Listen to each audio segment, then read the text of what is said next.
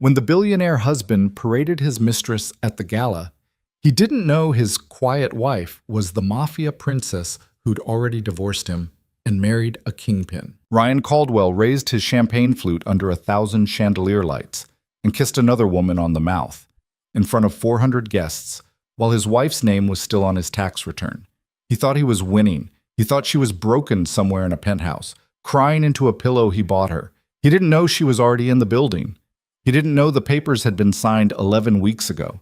He didn't know the man standing behind him in the dark suit, the one nobody dared look at twice, had come to collect. Before we go any further, if you believe a woman should never have to beg for the love she's already earned, tap that like button and drop the name of the city you're watching from in the comments so I can see how far this story travels tonight. Stay with me till the end. This one doesn't end the way he thinks it does. The Monteverde Hotel sat on the corner of 58th and Park like it had been dropped there by something richer than money. Limestone. 18 stories. A canopy so white it made the snow on the sidewalk look dirty. On the third Saturday of every January, the Hartwell Foundation rented the entire ground floor and turned the ballroom into the kind of room where a handshake could move a company 30 points by Monday morning. Ryan Caldwell loved that room more than he loved most people. He stood in front of the long mirror in Suite 1802, knotting a tie he'd already knotted twice, and watched himself do it. 41 years old, 6'1", a jaw that photographed well from the left. He'd spent 90 minutes on a treadmill that morning just so his tuxedo would sit the way it was sitting now. Everything about him that night was deliberate. "Baby." Vanessa's voice came from the bathroom, sweet, lazy, already a little drunk. "Zip me?" He walked over without answering. She'd chosen red, a red so deep it bent toward black under the vanity lights, slid up one thigh, backless to the small of her spine. 26 years old, a former swimsuit model who'd moved to Manhattan 18 months ago with 2 suitcases and a plan. The plan had worked.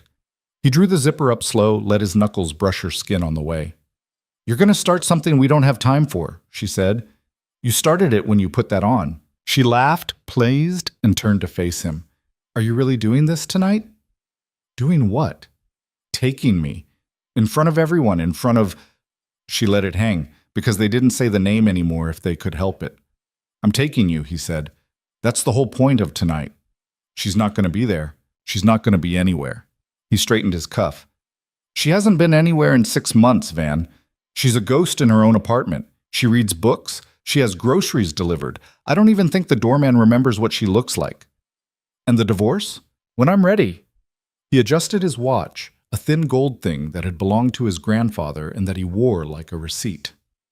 "Right now she's useful. She keeps the board calm. Old money likes married men. I file in April after the Q1 earnings call, and by summer it's done." "And then?" He looked at her in the mirror. "Then you wear a different ring." Vanessa made a small sound, half laugh, half purr, and pressed herself against his back. He let her stay there for exactly long enough, then checked his watch again. "Car's at 9. 43 blocks north, in a corner suite on the 29th floor of the Arlen, Isabella Varelli sat in front of a different mirror and finished her own face. She did her makeup the way she did everything else, without hurry and without mercy. A woman named Juliana, who had flown in from Milan on Wednesday and would fly back Sunday night, stood behind her with a brush and said nothing. They had worked together for 11 years. They didn't need to talk. The dress was on the bed. Not red. Isabella hated red the way some people hate the sound of their own name being mispronounced. The dress was the color of poured platinum, a single long column of silk that began at the collarbone and ended at the floor, with a narrow sleeve on one arm and nothing on the other. It wasn't a dress a mistress would wear. It wasn't a dress the wife of a tech CEO would wear. It was a dress for a woman who had already decided how the night was going to end. "Which earrings?" Juliana asked. "The ones my father sent." Juliana's eyes flickered up to meet Isabella's in the glass, just for a second, and then she went to the box on the dresser. 2 stones. Pear cut, 8 carats each. They had belonged to Isabella's grandmother, Constanza, who had buried 2 husbands in Calabria and a third in New Jersey and had never once worn black. Isabella put them on herself. There was a knock on the bedroom door, 3 quick, 1 slow. She knew the sound. "Come." Matteo came in. He was 56 years old and built like somebody who had been in a lot of rooms and left most of them alive. He had worked for her father since before she was born, and for her directly since she was 19.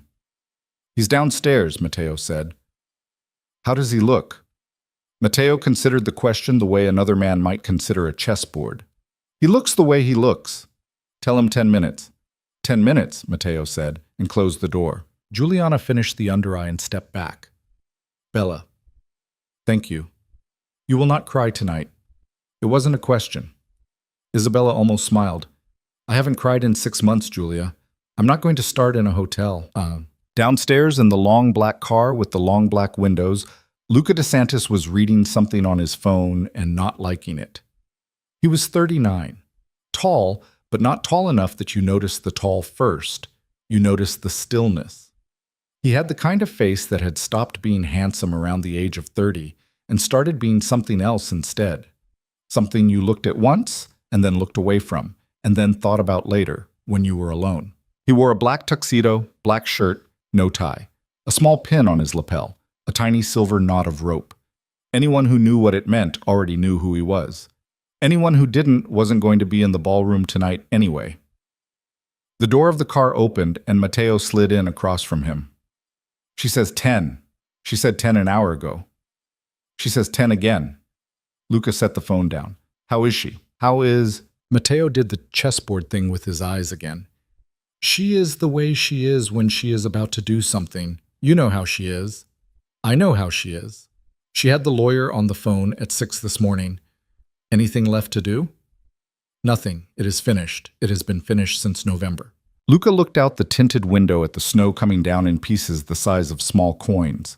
A doorman in a long coat was shaking his cuff to check a watch he didn't need to check. A woman in a sable wrap was laughing at something a man in a cashmere coat hadn't said yet. Park Avenue at 9:30 on a Saturday in January, doing what it always did. "Matteo." "Yes." "If anything goes wrong in there tonight, you take her out the service entrance and you don't stop until you're on the bridge. Nothing is going to go wrong. If anything goes wrong." "Yes." "Good." Ryan and Vanessa arrived at 9:42. The red carpet was still full.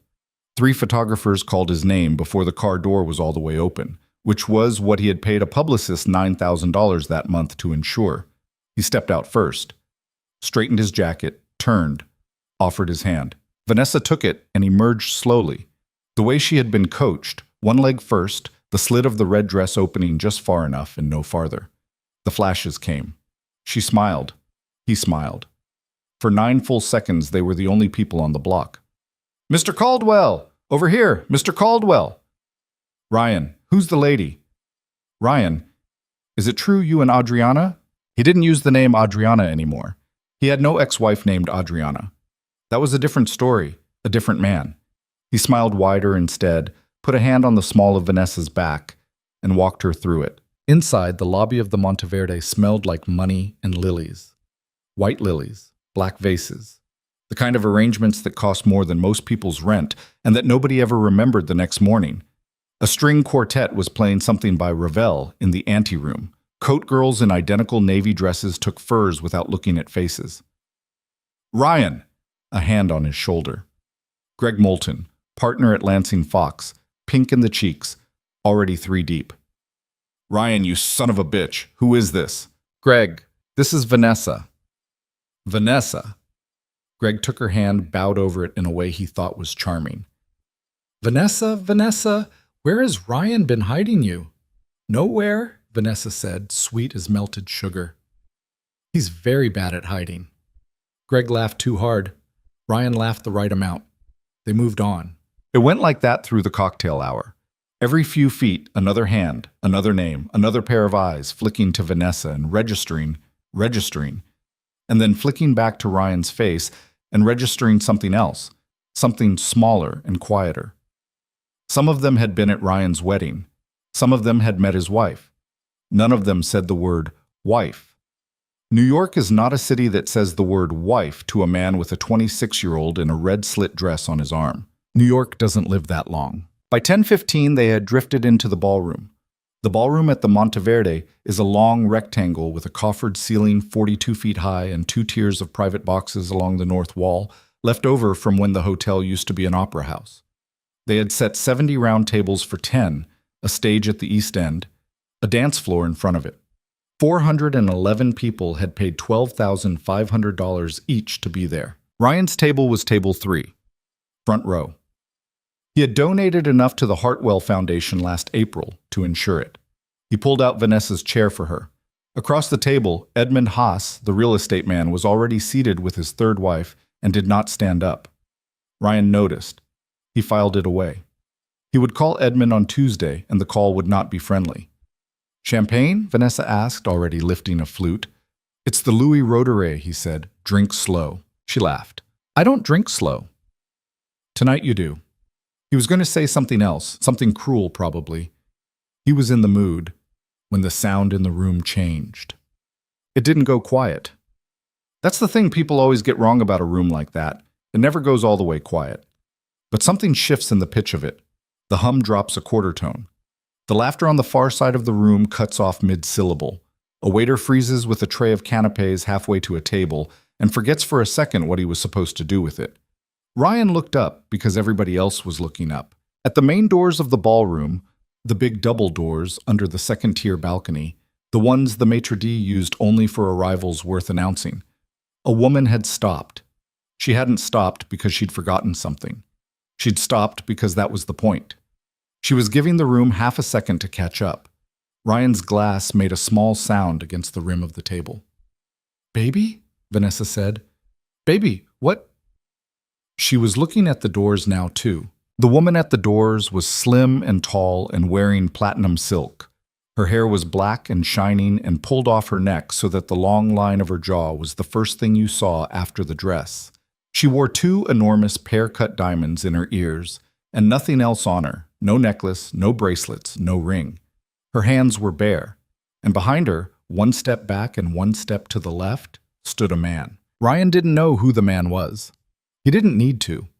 He had lived in Manhattan long enough to recognize the shape of a man you weren't supposed to look at. The man was tall, black suit, black shirt, a small silver something on his lapel. He had the face of somebody who did not lose sleep. The woman scanned the room slowly without hurry. Her eyes passed over 40 tables. They passed over the governor's aide and the junior senator from Connecticut, and the woman who owned the 7th largest private art collection on the East Coast. They passed over Greg Moulton, who was halfway to the bar, and Edmund Haas, who had gone very still. Her eyes stopped on table 3. Ryan's mouth opened a little. "Baby," Vanessa said, her voice gone thin. "Baby, who is that?" Ryan didn't answer. He couldn't. The woman in platinum was his wife. He had not seen her in 61 days. The last time he had seen her had been in the kitchen of the penthouse on Central Park West on a Tuesday morning, and she had been wearing gray sweatpants and one of his old college t-shirts and holding a cup of coffee with both hands. Her hair had been in a knot on top of her head. She had looked tired. She had looked small. She had looked, he had thought at the time, like a woman who was losing. "Ryan," she had said, "I think we should talk." "Not now, Izzy. I've got Singapore at 9. "When?" "Tonight. After dinner?" "I'll be home by 9. He hadn't come home by 9. He hadn't come home at all that night. He had been at Vanessa's apartment on West 72nd. When he had come home the next evening, Isabella had been gone. A note on the counter. "Staying at the Arlen a few days. Need some space." He had read the note, folded it once, and dropped it in the kitchen trash. He had thought, good. Finally. 61 days. He had not called. She had not called. He had told his mother, his assistant, and his lawyer the same thing. "She's taking time. We're working through some things. It's not public." The woman walking toward him across the Monteverde ballroom now was not small. She was not tired, and she was not his. She crossed the room without speaking to anyone. People did not try to stop her. A few of them said her name. "Isabella? Isabella?" In the voice you use when you're not sure what you're looking at, she didn't answer. She walked at the pace of a person who had decided, before she got in the car, exactly how fast she was going to walk. The man in the black shirt walked with her, not behind her, not leading her, with her. one step off her left shoulder. He moved the way professional athletes move when they're not playing. Economy, no wasted air. She arrived at table 3. She did not sit. Ryan? Her voice was calm. That was the first thing that broke him. He had been prepared. In the quarter of a second, he'd had to prepare. For rage, for tears, for something shaky. He was not prepared for calm. Izzy. He stood up too fast, knocking his napkin off his knee. Izzy, I didn't know you were coming? She tilted her head a little. No, you wouldn't have. Vanessa was on her feet now, too. Her hand went, without thinking, to Ryan's sleeve. It was a mistake, and 3 different people at nearby tables watched her make it. Isabella's eyes went to the hand, stayed there for 1 second, then came back up to Ryan's face. Introduce me. Izzy, introduce me, Ryan, to your date. Izzy, please, we can go somewhere and... We're not going anywhere. Introduce me. The silence around table 3 had spread. Table 2 had gone quiet. Table 5. Table 11. The dance floor, where nobody was dancing yet, was a long, empty expanse of polished parquet that suddenly felt like a stage. Ryan swallowed. This is Vanessa. Vanessa Cole. She's your girlfriend. It's all right, Ryan. You can say the word. We are all adults. Isabella turned to Vanessa, looked at her, finally, properly. A long, unhurried look from the red pumps to the red dress to the red mouth. Vanessa. Hi, Vanessa said. She was trying to smile. The smile was not working. How long? I'm sorry. How long have you been with my husband? Vanessa's eyes flicked to Ryan. Ryan, who was supposed to be handling this, who was supposed to have handled this months ago, was staring at Isabella's earrings as if he had only just noticed they were there. A year, Vanessa said. Her voice came out smaller than she meant it to. A little over. A year. Isabella nodded slowly, as if she were confirming a figure on a spreadsheet. That's consistent. Consistent with what? Ryan said. Isabella turned her head, looked at him. With the other 3.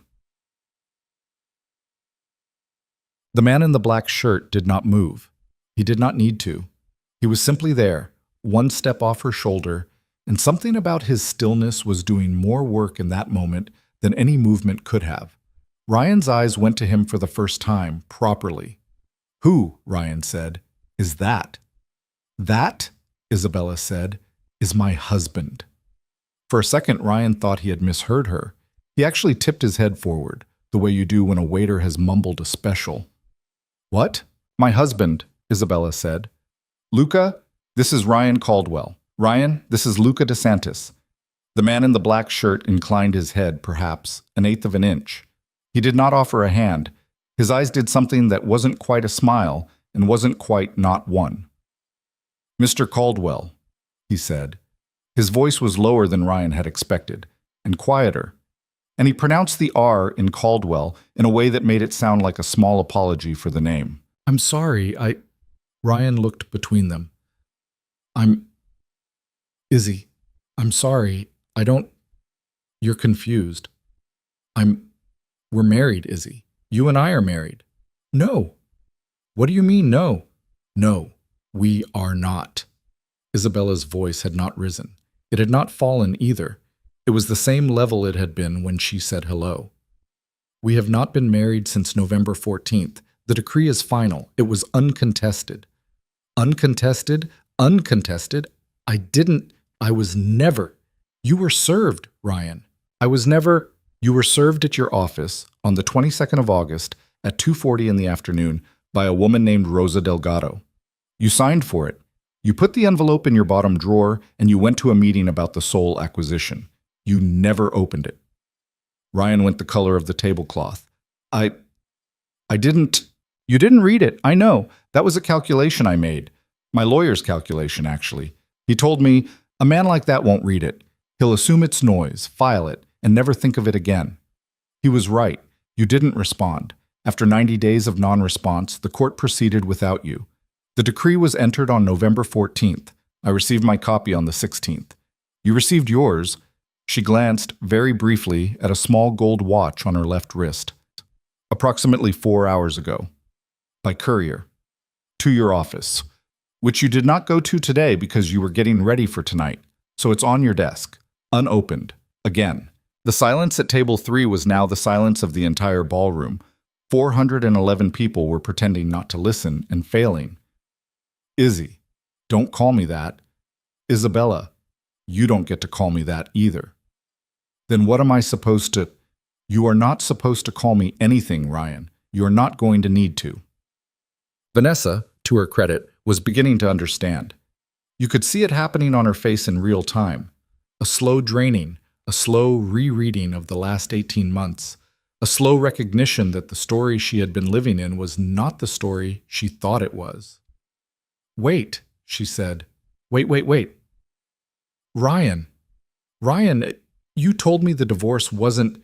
You said you hadn't even... You said she was... Van, shut up. Don't tell me to shut up. You told me... Shut up, Vanessa. Isabella watched them, patient as a woman watching water come to a boil. Ms. Cole. Vanessa's head snapped around. Yes? Has he bought you an apartment yet? What? An apartment. Has he bought you one? It is usually around month 14. For the last one, it was a 2-bedroom in Tribeca. For the one before that, a loft in Chelsea. I'm curious about the trend line. Vanessa opened her mouth, closed it, opened it again. No. No? He said after the divorce. After the divorce that already happened. Vanessa's eyes went glassy. I know you didn't, dear. It's not really your fault. He is very good at this part. He has had practice. I'm not your dear. Isabella smiled for the first time that night. It was a very small smile, and it did not go anywhere near her eyes, and it was the most frightening thing any of the people at the surrounding tables had ever seen on a woman in a ballroom. No, she said, you are not. That. Ryan found his voice. It came out louder than he wanted it to, and that was its own mistake, because the people who had been pretending not to listen now had permission to turn their heads. This is a spectacle, Isabella. You're making a spectacle of yourself, of me, in front of... Do you understand who is in this room? Do you understand what you're... I understand exactly who is in this room, Ryan. I chose this room. You chose... I had a different venue picked in October, the Pierre. I changed it when I found out you'd confirmed the Hartwell. She shrugged, one shoulder, silk moving like water. I wanted an audience that would remember. You're insane. I'm organized. You can't just... Isabella, whatever you think you know, whatever lawyer you got. Pritchard Hayes. Ryan stopped breathing for a second. Pritchard Hayes was the firm he had used on his second divorce. They dropped you in June, Isabella said mildly. I imagine they didn't tell you. They don't have to. You weren't a current client. This is... He was losing the thread. He could feel it going. He reached for the closest thing he could grab. He turned to the man in the black shirt. And you. Who the hell are you, really? You walk into a room I paid to be in. You stand next to her, and you think you're going to... Luca DeSantis had not moved during any of this. He had stood one step off Isabella's shoulder with his hands loose at his sides and his face entirely without expression. Now he lifted his chin, just slightly, and looked at Ryan the way a man looks at weather. Mr. Caldwell. What? I'm not going to do anything to you tonight. Oh, you're not, are you? No? A small pause. Tonight is hers. The tonight hung in the air for one beat longer than it should have, and in that beat, every man in the 3 nearest tables revised some calculation about their Monday morning. Bam. It was Edmund Haas, of all people, who broke.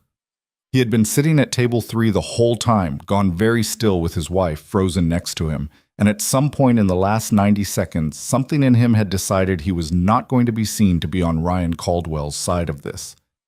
He pushed back his chair, stood up. He was 68 years old and had known Isabella's father for 31 of those years, though he had never said so to anybody out loud. Isabella? Edmund. I wasn't aware. I want that on the record. I wasn't aware. I know you weren't, Edmund. It's all right. Your father, he knows. He sends his regards. Edmund nodded, sat back down. His wife, who had heard the word father and understood nothing and everything simultaneously, reached for her wine. Ryan, watching this, felt something cold start at the base of his spine. Her father, he said slowly. Her father sends his regards. Yes, Isabella said. Her father is an accountant in Rye. No. Her father is Michael Vale. He's a CPA. He lives in... My father's name, Isabella said, is Marco Varelli. Ryan's face did something Vanessa had never seen it do before. It went blank. Not angry, not shocked. Blank, the way a screen goes blank when somebody has pulled the plug. Yes, Ryan. Varelli. Yes. At 3 separate tables in the ballroom, men who had been pretending to listen to their wives now stopped pretending and turned fully to watch. Isabella looked around the ballroom once, slow, the way she had at the doors, but this time there was something else in the look, a kind of accounting. She was marking who was here, who would talk about this on Monday, who would tell the story at how many dinners. She turned back to Ryan.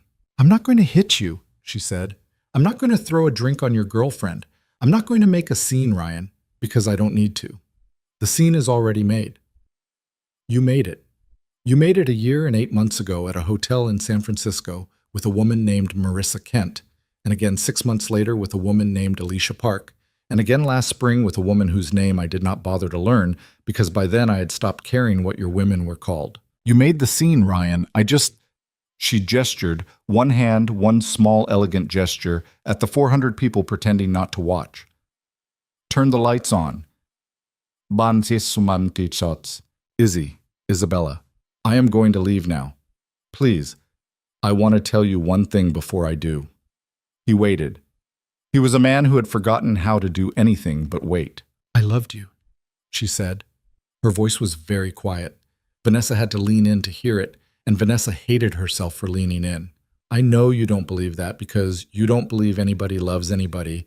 You believe people manage each other. But I did. For a long time. Past the point when I should have stopped.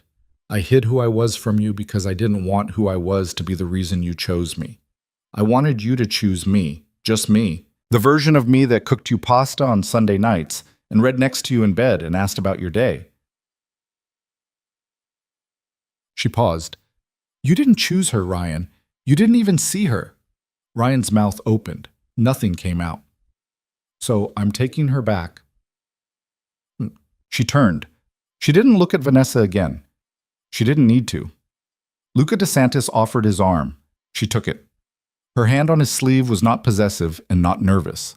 It was the hand of a woman who had been putting her hand on that arm for a while now and had stopped noticing that she was doing it. They walked back the way she had come in. It took her 22 seconds to cross the ballroom. Every step of it happened in a silence so complete you could hear the heels. Somewhere, at some table, a woman let out a breath that sounded almost like a sob, and somewhere else, at another table, a man muttered Jesus Christ under his breath, and his wife did not correct him. At the doors, Isabella stopped. She turned her head, just enough to see table 3 over her own shoulder. Ryan was still standing. Vanessa was sitting down now, slowly, as if her legs had decided without her. The red of her dress looked wrong under the lights suddenly. Cheap. A costume. Isabella looked at her husband, her ex-husband, her former husband, the man whose name she had shared for 7 years and would not share for another 7 minutes. And she did not smile, and she did not frown. She simply looked at him the way you look at a piece of furniture you have decided to leave behind in an old apartment because it is not worth the cost of the movers. Then she turned, and she and Luca DeSantis walked out of the ballroom of the Monteverde Hotel and into the long white corridor beyond. But the moment the doors closed behind her, the ballroom did not explode. That's the other thing people get wrong about rooms like that. They don't explode. They murmur. 411 people began, very quietly, to talk. Not to each other at first, into phones, under napkins, behind hands. By 11 o'clock, the story would be in 3 group chats that mattered. By midnight, it would be on a private email list that went out to 17 hedge fund managers. By Monday morning, the Caldwell Holdings stock would open down 4.25%. And by Monday afternoon, it would be down 9%. And by Wednesday, the board of directors of Caldwell Holdings would be holding a meeting that Ryan Caldwell was not invited to. But that was later. At table 3, in that first minute after the doors closed, Vanessa Cole turned to the man she had followed to this ballroom and said very softly, "You told me she was no one." Ryan Caldwell did not answer her. He was staring at the doors. He was trying to remember what Isabella's face had looked like on the morning of their wedding. He could not remember. He could remember the dress. He could remember the church. He could remember the cake. He could not remember her face. "Ryan." "What?" "Who is Marco Varelli?" Ryan turned to her, slowly. "Vanessa," he said, "get your coat." "What?" "Get your coat. We are leaving, now." "Ryan, who is—" "Get your coat." She got her coat. In the long white corridor outside the ballroom, Isabella Varelli walked with her hand on Luca DeSantis's arm and did not speak. The corridor was 120 feet long and empty, except for a single waiter who, seeing them, stepped immediately into an alcove and pretended very seriously to be adjusting a tray of glasses. At the elevator, Matteo was already waiting, holding the door. They got in. Matteo pushed the button for the lobby. The doors closed. In the silence of the elevator, Luca looked down at her. "Are you all right?" She thought about it. It took her a second. "Yes." "You are sure?" "I'm sure." He studied her for another second. "Your hand is shaking." She looked down. Her hand on his sleeve was, very faintly, shaking. She hadn't noticed. "Oh," she said. He covered her hand with his. His hand was warm and very still. "It is all right," he said. "It can shake. It is allowed to shake." She let out a breath she had been holding since she had walked out of the suite at the Arlen an hour and 40 minutes ago. It was not a sob. It was not a laugh. It was the sound of a woman setting something down that she had been carrying for 61 days. "Luca." "Yes." "Thank you for coming." He looked at her. His face did something almost like a smile, although it did not reach all the way to his mouth. "Isabella," he said, "I was going to come whether you asked me or not." The elevator doors opened on the lobby. The snow was still coming down outside the big glass doors of the Monteverde, pieces the size of small coins, white against the black of the Park Avenue night. Matteo went first. They followed. Behind them, on the 18th floor, in a ballroom full of the most important people in New York, Ryan Caldwell was walking out of his own party with a woman on his arm he no longer wanted, past tables of people who would never take his calls again, toward a car that would take him home to a penthouse where, on the kitchen counter, in a thick cream envelope he had not opened, sat a divorce decree with a date on it from 2 months ago and a signature on it that was not his. He had not lost his wife tonight. He had lost her in August. He was only finding out now. The car that had been waiting at the Monteverde's side entrance pulled away from the curb at exactly 10:48, and Isabella Varelli did not look back at the hotel. She did not need to. She knew what was happening in there the way a woman who lights a fire knows what a fire does. Luca sat across from her in the long back of the car, one ankle crossed over a knee, watching her without seeming to watch her. Matteo was up front with the driver. The partition was up. The snow was coming down harder now, fat and slow, turning Park Avenue into one of those black and white photographs nobody takes anymore. "You want to go home," Luca said. It wasn't a question exactly. He was offering it to her the way you offer a door. "Not yet." "No? I want a drink. A real one. Not champagne." She laughed, a small tired sound, and pressed the back of her hand against her cheekbone. Her skin was hot. She had not felt it until now. "I've been drinking Pellegrino for 6 weeks. I'm tired of Pellegrino." "The Carlisle is open." "Not the Carlisle. Somewhere nobody is." Luca thought about it for a second. Then he leaned forward and rapped once on the partition. Matteo slid the glass down. "The apartment on 63rd?" "Yes, sir." "The back way?" "Yes, sir." The glass went up. The car turned left at 64th, crossed Madison, and slid east through the quiet snow. Isabella watched the buildings go by without seeing them. She was cataloging the way she always cataloged when something ended, filing, sorting, putting things in the right drawers. Ryan's face when she had said Verelli. Vanessa's face when she had said consistent with the other three. Edmund Haas standing up. She had not expected Edmund Haas to stand up. She would send his wife flowers on Monday. "You are working," Luca said. "I'm always working." "You don't have to work tonight." "I know." He didn't push. That was one of the things about him she had learned early in the 4 months they had known each other. He did not push. He made space, and he waited inside it. And the space he made was bigger than the space most people made, and things tended to come and fill it on their own. The car pulled into an underground garage on 63rd that did not have a sign. A man in a black coat nodded at the driver without looking inside. A second man waved them through a steel gate. The garage was small, 4 cars, none of them the kind of car you photograph. Luca got out first and offered her his hand. She took it, stepped out of the car in her platinum silk like a woman stepping out of one life and into another one, and followed him to a private elevator at the back of the garage. The elevator had no buttons. It had a small brass panel with a single keyhole.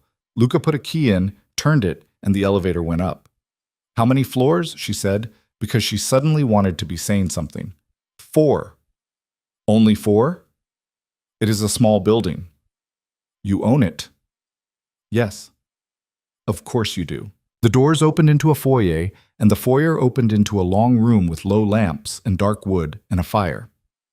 Somebody had lit 15 minutes ago so that it would be exactly the right temperature of flame when they arrived.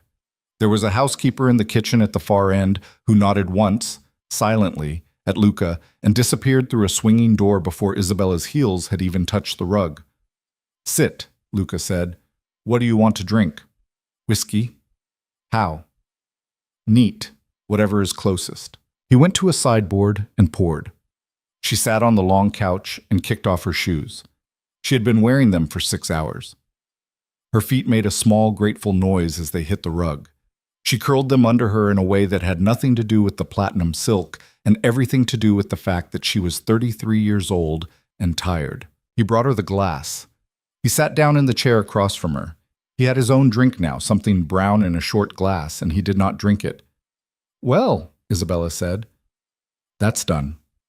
That part is done. There are other parts. There are always other parts." She took a long swallow of the whiskey and let it burn where it wanted to burn. She had picked the dress, and the earrings, and the lawyer, and the date of the filing, and the name of the venue, and the exact configuration of the car at the side entrance, and she had not allowed herself to picture the moment after. The moment after was a couch and a whiskey, and a man in a black shirt looking at her across a fire and asking, without asking, whether she was all right. He didn't recognize me. Luca tilted his head. "When I walked in," she said, "for the first 3 seconds, he didn't recognize me. Isn't that funny?" "No. No, it's not funny. I don't know why I said funny." She was looking at the fire now. He looked right through me, like I was another woman he hadn't slept with yet. "Isabella." "I'm all right." "I didn't ask." "You were going to." "I wasn't." She looked at him. He had a face that gave up very little, but his eyes were steady, and they were on her, and they had not wandered once since she had sat down. "You're a strange man," she said. "I have been told." "I mean it as a compliment." "I took it as one." She laughed, the tired sound again, and sipped the whiskey. And for the first time since she had walked into the Arlen 3 hours ago, something in her chest came loose. She had met Luca DeSantis in September, in a room in her father's house in Westchester that she had not been inside in 11 years. She had not wanted to go back. She had fought it for 3 days. Her mother had called her twice, and finally her father himself had called, which he almost never did directly, and had said in the voice he used when he was not asking, "Isabella, come home. I want to see your face." She had driven up on a Sunday afternoon. She had walked into the long dining room with its dark beams and its painting of Lake Como over the sideboard, and her father had been at the head of the table, and her mother had been on his right, and on his left had been a man she had never seen before. The man had stood when she came in. That was the first thing. He hadn't stood the way men stand when they have been trained to stand. He had stood the way men stand when they actually notice that a woman has come into a room. Isabella, her father had said. This is Luca. Luca, my daughter. She had looked at her father. Her father had looked back at her with the expression he used when he was not going to explain himself in front of other people. Papa, sit, cara, eat. She had sat. She had eaten. Luca DeSantis had said almost nothing through the first course. In the second course, he had asked her about a gallery in Chelsea she had a small interest in, and he had asked in a way that meant he actually knew the gallery. And by the third course, she had stopped pretending she wasn't talking to him. After dinner, her father had walked her to the door himself, which he also never did, and had taken both her hands and said, in Italian, the language he only used for things that mattered, "He knows about your husband. He knows everything. He has known for 11 weeks before I did. He came to me. He asked my permission to help you. I gave it." She had stared at him. Papa, he is a good man, Bella. Not soft, but good. I would not have let him in the house if he were not.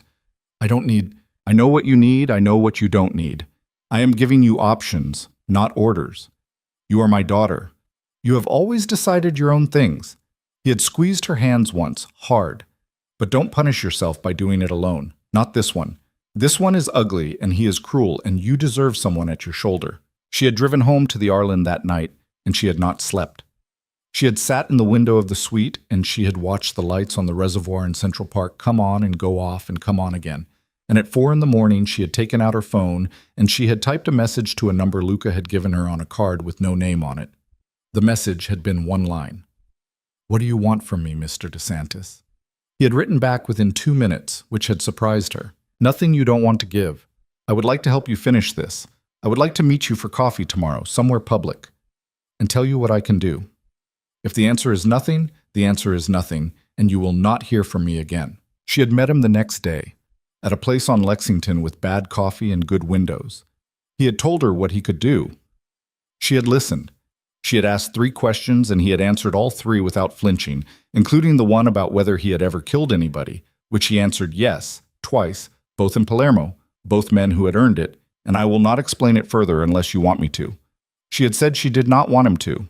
Not yet. That had been the beginning. Now, 5 months later, in an apartment on 63rd Street that she had only been inside twice before, she set her whiskey down on the low table between them, and she looked across the fire at the man her father had sent her, and she said, "Are we really married, Luca?" He lifted his eyebrows very slightly. "You know we are. I know we signed things. We did more than sign things. In a cathedral in a town of 900 people in Calabria with 4 witnesses. Yes, I'm asking if it was real." He was quiet for a long time. He turned the glass in his hand once. "Isabella, the papers are real. The cathedral is real. The witnesses are real. Whether it is real the other way, the way you are asking, that is a different question, and you are the one who gets to answer it, not me. That's a politician's answer. No. A politician's answer is the one that sounds like yes and no at the same time. That was the truth." She looked at him. "Do you love me?" The question came out before she had decided to ask it, and as soon as it was out, she felt 12 different kinds of exposed, and she almost took it back. And she didn't. He didn't look away. "I don't know yet," he said. "I know that I came to this country for you without being asked twice. I know that I have not thought clearly about another woman since September. I know that when you walked into that ballroom tonight, I had to remind myself to keep breathing in a normal pattern. Whether those things add up to love in the way you mean the word, I can't tell you tonight. I can tell you in 6 months. I can tell you in a year. I can tell you I am not going anywhere while you figure out what you want the word to mean." She looked at him for a long time. Then she picked up her whiskey, and she finished it. And she stood up in her platinum silk and her bare feet, and she walked around the low table, and she sat down next to him on the arm of his chair and put her hand on the back of his neck. And she did not kiss him, not yet, but she put her forehead against his temple, and she closed her eyes. "Okay," she said. "Okay," he said. They stayed like that for a long time while the snow came down outside the tall windows of the apartment on 63rd Street, and somewhere, 40 blocks south of them, at the corner of 58th and Park, the valet at the Monteverde Hotel was trying to explain to an extremely angry man in a tuxedo why his car was going to be another 11 minutes. Ryan Caldwell stood under the white canopy of the Monteverde in 18-degree weather, with his tuxedo jacket unbuttoned and his breath coming out of his mouth in short, hard clouds, and he did not feel the cold at all. Vanessa stood next to him in the red dress with her fur over her shoulders and her arms crossed hard over her chest, and she was shivering, and she was not saying anything, because every time she had tried to say something in the last 9 minutes, he had told her to shut the hell up. "Vanessa, I am thinking." "Your car is 11 minutes away, Mr. Caldwell," the valet said for the third time. "You said 7 minutes, 4 minutes ago." "Yes, sir, the garage is— There's a jam on park, sir, with the snow. I'm sorry, sir." Ryan did not answer. He was staring at his phone. He had unlocked it 9 times in the last 4 minutes. He had opened the email app. He had closed it. He had opened it again. He had opened a text message thread with a man named Greg Moulton, and he had typed, "Greg, I need to talk to you tonight." And then he had deleted it because he had just seen Greg Moulton walk past him in the lobby 20 minutes ago on the way to a taxi, and Greg Moulton had not met his eyes. Greg Moulton had been best man at his first wedding. "Ryan." "Shut up, Vanessa." "Ryan, I'm freezing." "Then go inside." "I can't go back inside, are you?" "Then stand there and shut up." She stared at the side of his face. He did not turn to look at her. After a second, her eyes filled up, and she swiped hard at her cheek with the back of her hand, and the red lipstick smeared a little, and she looked for the first time that night like what she actually was, which was a 26-year-old girl from Ohio who had made some very bad bets. "You told me," she said. Her voice had gone wet. "You told me she was no one. You told me she was a housewife. You told me her father was an accountant. He is an accountant. She said his name was— She said— I heard what she said, Vanessa." "Then who is she, Ryan? Who have I been?" Ryan finally turned and looked at her. In the cold white light of the canopy, his face had lost all of its rehearsed angles. His mouth was small. His eyes were small. He looked, Vanessa realized, with a distant kind of horror, like a man 12 years older than the man she had thought she was with. "I have no idea who she is," he said. "I have been married to her for 7 years and I have no idea who she is." The car pulled up. He got in without opening the door for her. She opened it herself, fumbling with the handle in her bare hands, and slid in next to him in a cloud of red silk and fur and perfume. And the driver pulled out into the slow traffic on Park, and they didn't speak for 31 blocks. When the car pulled up in front of his building on Central Park West, Ryan did not get out. "Baby," Vanessa said. The word came out tentative. She had been trying on different voices for 20 minutes now, looking for the one that would bring him back. You want me to come up?" "No." "Ryan, go home, Vanessa." "What?" "Go home. Tell the driver where. He'll take you." "Ryan, don't do this. Not tonight. Not—" "Vanessa." He turned his head slowly and looked at her. There was nothing in his eyes. Not cruelty, not love, nothing. "Go. Home." She stared at him for one long second, and then something in her face closed up, and she said quietly, in a voice that was not the voice she had been using for the last year and a half, "You piece of shit." "Yeah. You piece of shit, Ryan." "I know." He got out of the car, and he closed the door. And the car pulled away from the curb, with Vanessa Cole still sitting in the back seat in her red dress and her fur and her smeared red mouth, and Ryan walked into the lobby of his building without looking back. The doorman, a man named Hector, who had worked that lobby for 22 years, and who had seen Ryan come home drunk, angry, happy, and with 3 different women, looked at his face as he crossed the lobby and had the good sense not to say good evening. Upstairs in the penthouse, Ryan dropped his keys in the bowl on the console table and stood for a long second in the entryway with his coat still on. The apartment was dark except for a single lamp in the living room that was on a timer. It was also, he realized slowly, clean. It had not been clean 2 days ago. It had not been clean in weeks. He had fired the housekeeper in October, in a bad mood, over nothing, and had not replaced her. Isabella had always handled the housekeeper. He had meant to handle it, and he had not handled it. The place had been getting grayer. There had been a ring of dust on the coffee table that he'd started using as a coaster. The ring of dust was gone. The entryway table was polished. The rug had been vacuumed. The air smelled faintly of lemon and something else, something he couldn't place. something that smelled like her. And on the long glass dining table, under the low lamp, sat a thick cream-colored envelope. He walked to it slowly. He already knew what was inside it. He knew because he had known, in some small dark part of himself, since the moment in the ballroom when she had said November 14th, and he had known it again, larger, when she had said Pritchard Hayes, and he had known it fully, finally, when she had said Varelli, and the last 29 blocks in the car had been his brain trying to make the knowing into something other than what it was. He sat down at the dining table. He took off his coat. He set it on the back of the chair, the way a man who has been to fewer parties sets his coat. He opened the envelope. There were 3 things inside. The first was the divorce decree. Final. Entered in New York County on November 14th of the previous year. Uncontested. Signed by a judge named Ellison. His name was on it. Her name was on it. His signature was not on it because he had never signed anything, and that was fine, the decree said, because he had been properly served and had not responded within the statutory 90 days. There was a date stamp on the top right corner. There was a raised seal. It was, in the most boring and final way possible, real. The second thing was a letter on the letterhead of Pritchard Hayes LLP.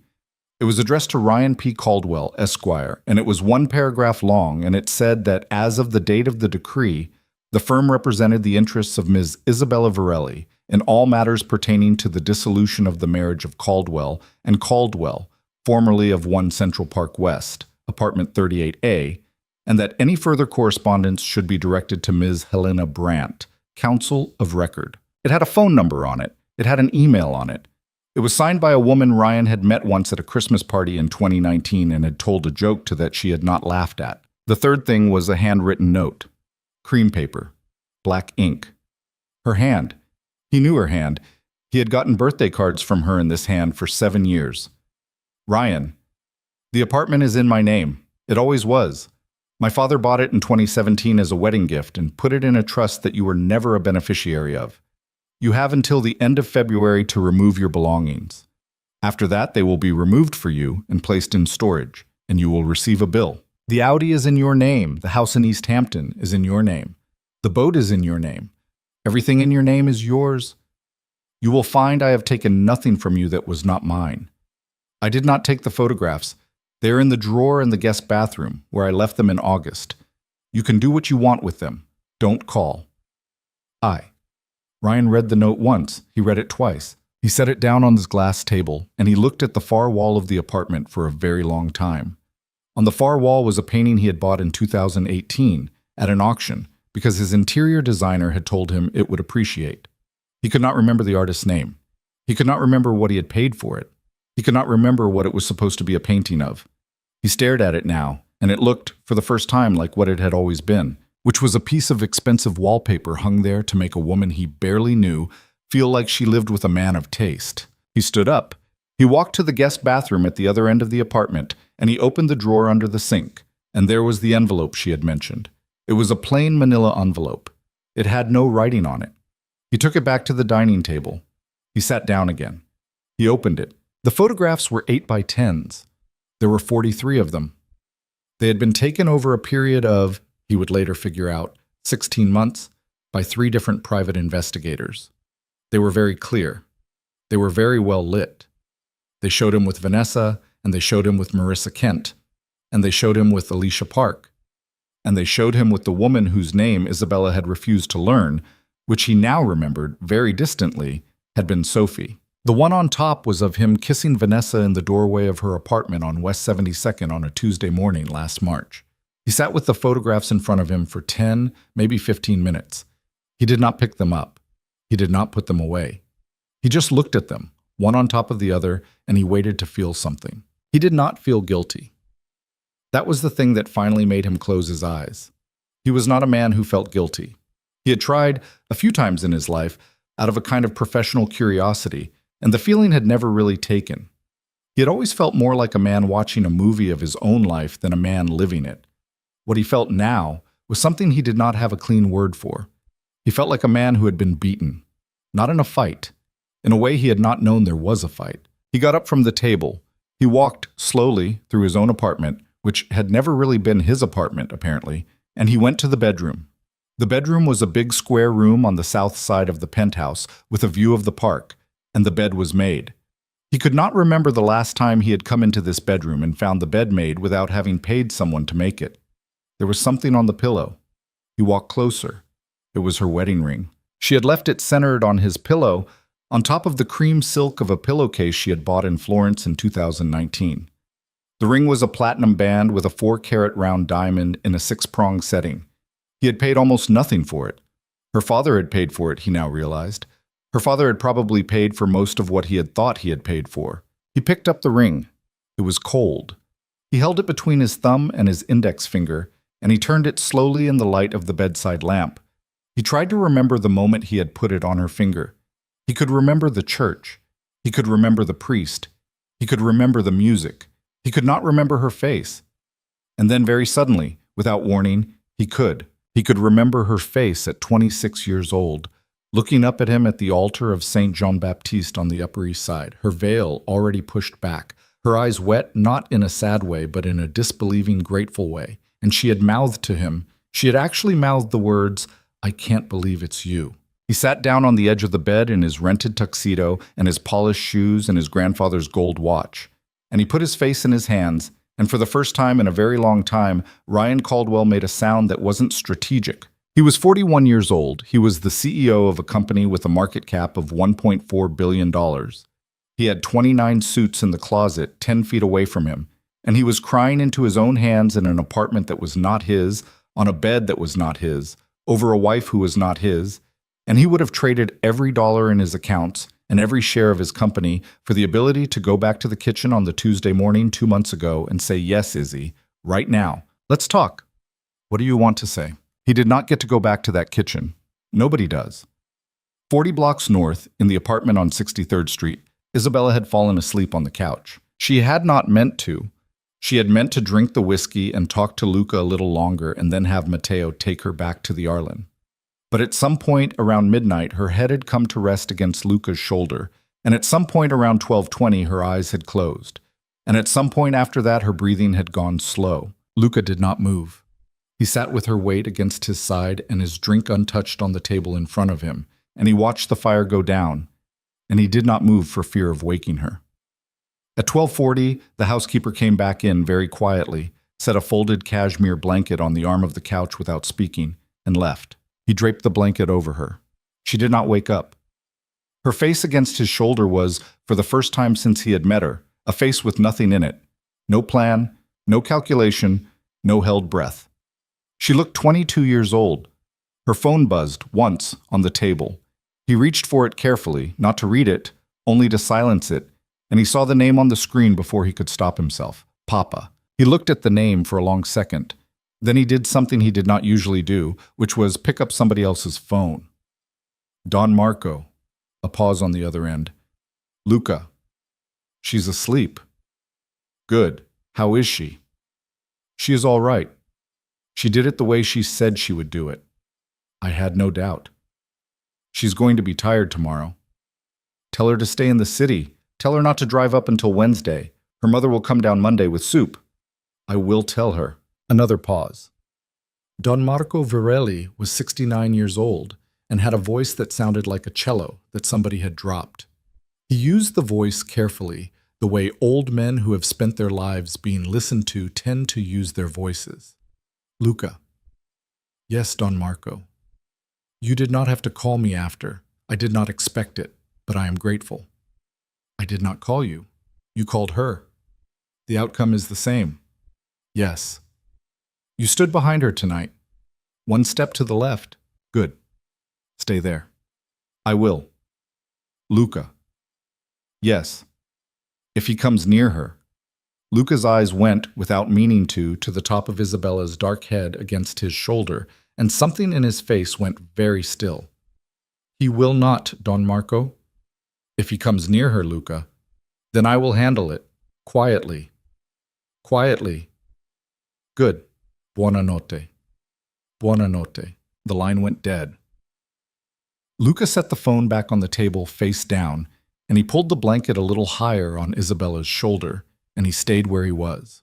In the back of a taxi on the West Side Highway, Vanessa Cole was on her phone. The streetlights of the highway went by in slow orange pulses across her face, and the fur had fallen off one shoulder, and she had stopped bothering to fix her lipstick. She was scrolling. The first group chat had started the story at 11:04. 4 people. One of them was a woman named Tisha, who worked at the auction house where Vanessa had her part-time job. And Tisha had written, in the voice of a woman who had been waiting a long time to write it, "Girl, you need to see this." Tisha had sent screenshots. The screenshots were from a private Twitter account with 48,000 followers that chronicled the more expensive kinds of New York gossip. The account had posted 3 tweets in the last 40 minutes. The first one said, "Did Ryan Caldwell's wife just walk into the Hartwell on the arm of Luca DeSantis?" The second one said, "Confirming from 2 sources on the ground at the Monteverde tonight. Decree was filed in August. Divorce was finalized in November." He did not know. He is apparently still at the gala. Oh my God. The third one said, "Everyone's asking, and yes, she is that Varelli. Her father is Marco Varelli of the Westchester Varellis. I am not making this up. The quiet wife was a Varelli the whole time. Send help, my jaw." Underneath the third tweet were 711 replies, and the number was climbing as Vanessa watched. Most of them said some version of, "Oh my God." A few of them said, "Good for her." One of them, from an account with 50,000 followers of its own, said RIP Caldwell Holdings Monday morning. None of them said anything about Vanessa. She scrolled and scrolled, waiting for her own name to come up, dreading it and needing it at the same time, and her name did not come up. Not once. Not in any of the replies. Not in the tweets themselves. She had been in that ballroom for almost an hour. She had been on Ryan Caldwell's arm for 11 months. She had been photographed by 3 paparazzi on the way in and at least 2 on the way out. And in the story that was now being told about tonight, the story that would be told all weekend and into Monday and beyond, she was nobody. She was a footnote. She was, at best, the woman in the red dress, and even that only in 1 tweet, and that tweet had only 16 likes. She had not been replaced. She had been erased. The cab pulled up in front of her building on West 72nd, and she sat in the back seat for a long second without moving. The driver, a patient man, waited. "Ma'am?" "Yeah." "We're here." "Yeah, I know." She got out. She walked up the steps. Her doorman, a very young man named Tomas, who was in his 2nd month on the job and who usually said good evening with a big nervous smile, looked at her face as she came in and did not say anything at all. In the elevator, she caught sight of herself in the brass panel by the buttons. The red dress, the smeared mouth, the mascara that had run and dried and run again. She looked, she realized, like a woman who had been thrown out of a party, which was, more or less, what had happened. She got to her apartment, a 1-bedroom on the 9th floor that Ryan had been paying the rent on since April, and that was, she understood now with a sudden cold clarity, going to stop being paid for on the 1st of the month. She closed the door behind her. She stepped out of the red shoes. She walked into the kitchen. She opened the freezer. She took out a bottle of vodka that Ryan had left there 4 months ago, and she did not bother with a glass. Her phone was still in her hand. It buzzed. A text from Tisha. "Babe, are you okay?" She did not answer. It buzzed again. A different number, one she didn't have saved. The message said, "Hey Vanessa, this is Mallory Chen from Page 6. Are you available to talk tonight? We're running a story tomorrow, and I want to make sure your perspective is included." She stared at the screen. 3 months ago, 3 weeks ago, even, a text from Page 6 would have been the thing she had been waiting her whole life for. It would have been the door she had come to New York to walk through. She looked at the message. She looked at the bottle of vodka. She looked at her own reflection in the dark window over the sink. She put the phone face down on the counter. She took a long swallow of the vodka. She did not text Mallory Chen back. The snow had stopped sometime after 1 in the morning, and by 2 the city was quiet in the way New York only gets quiet a few hours a year, with the kind of silence that sits on top of cars and rooftops like a weight. In the apartment on 63rd Street, Luca DeSantis carried Isabella, asleep and wrapped in cashmere, from the couch to the bedroom at the far end of the hall, and he laid her down on top of the covers without undressing her. And he took off her earrings himself and set them on the nightstand. She murmured something in her sleep, something in Italian, something that sounded like a word he had heard her mother say once. He pulled the blanket up over her shoulders. He stood looking at her for one long moment. Then he left the room and closed the door quietly behind him and walked down the long hall to the study at the other end, where he sat down at a desk with a green lamp on it and opened a laptop and began calmly and without hurry to make a list. The list had 3 columns. The first column was names of people. The second column was what he was going to ask those people to do. The third column was when. At the top of the first column he wrote, in very careful block capitals, Caldwell Holdings, Board. Then he started typing. Downtown, in the penthouse on Central Park West, Ryan Caldwell was still sitting on the edge of a bed that was not his, holding a ring that was not his, looking at photographs that were his but that he wished very much were not. He had stopped crying. He had not started thinking yet.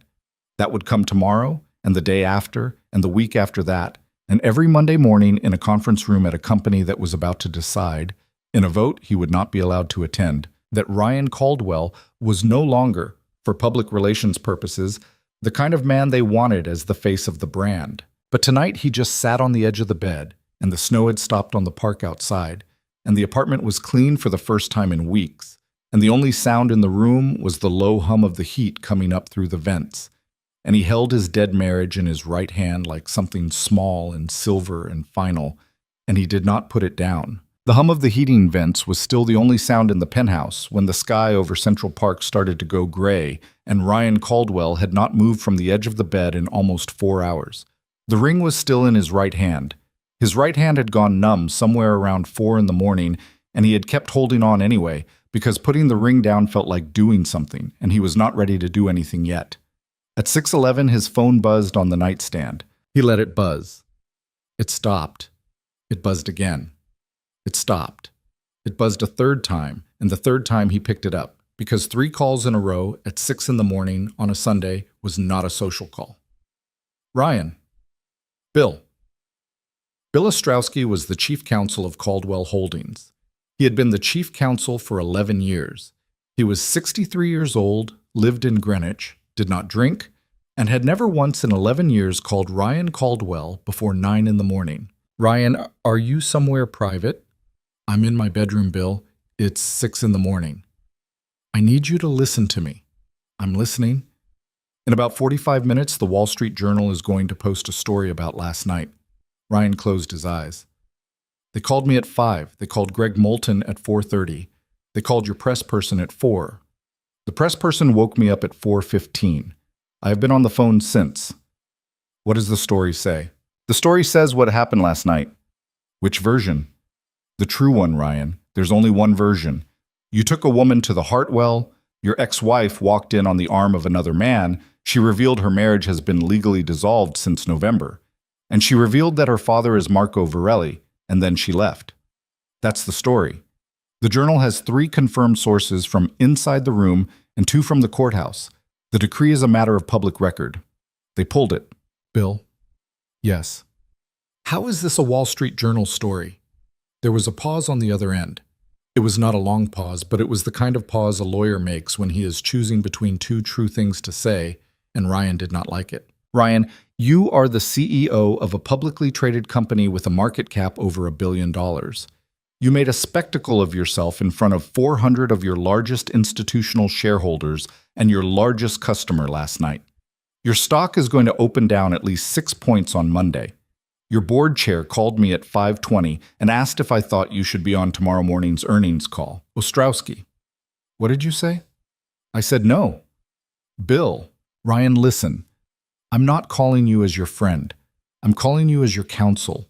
You need to not go to the office tomorrow. You need to not be on the call. You need to not talk to anybody. Not the press, not the board, not the management team, not your mother, until you and I sit down together tomorrow afternoon with Harriet Lowen. Harriet Lowen. She's a crisis PR person. She works with the firm.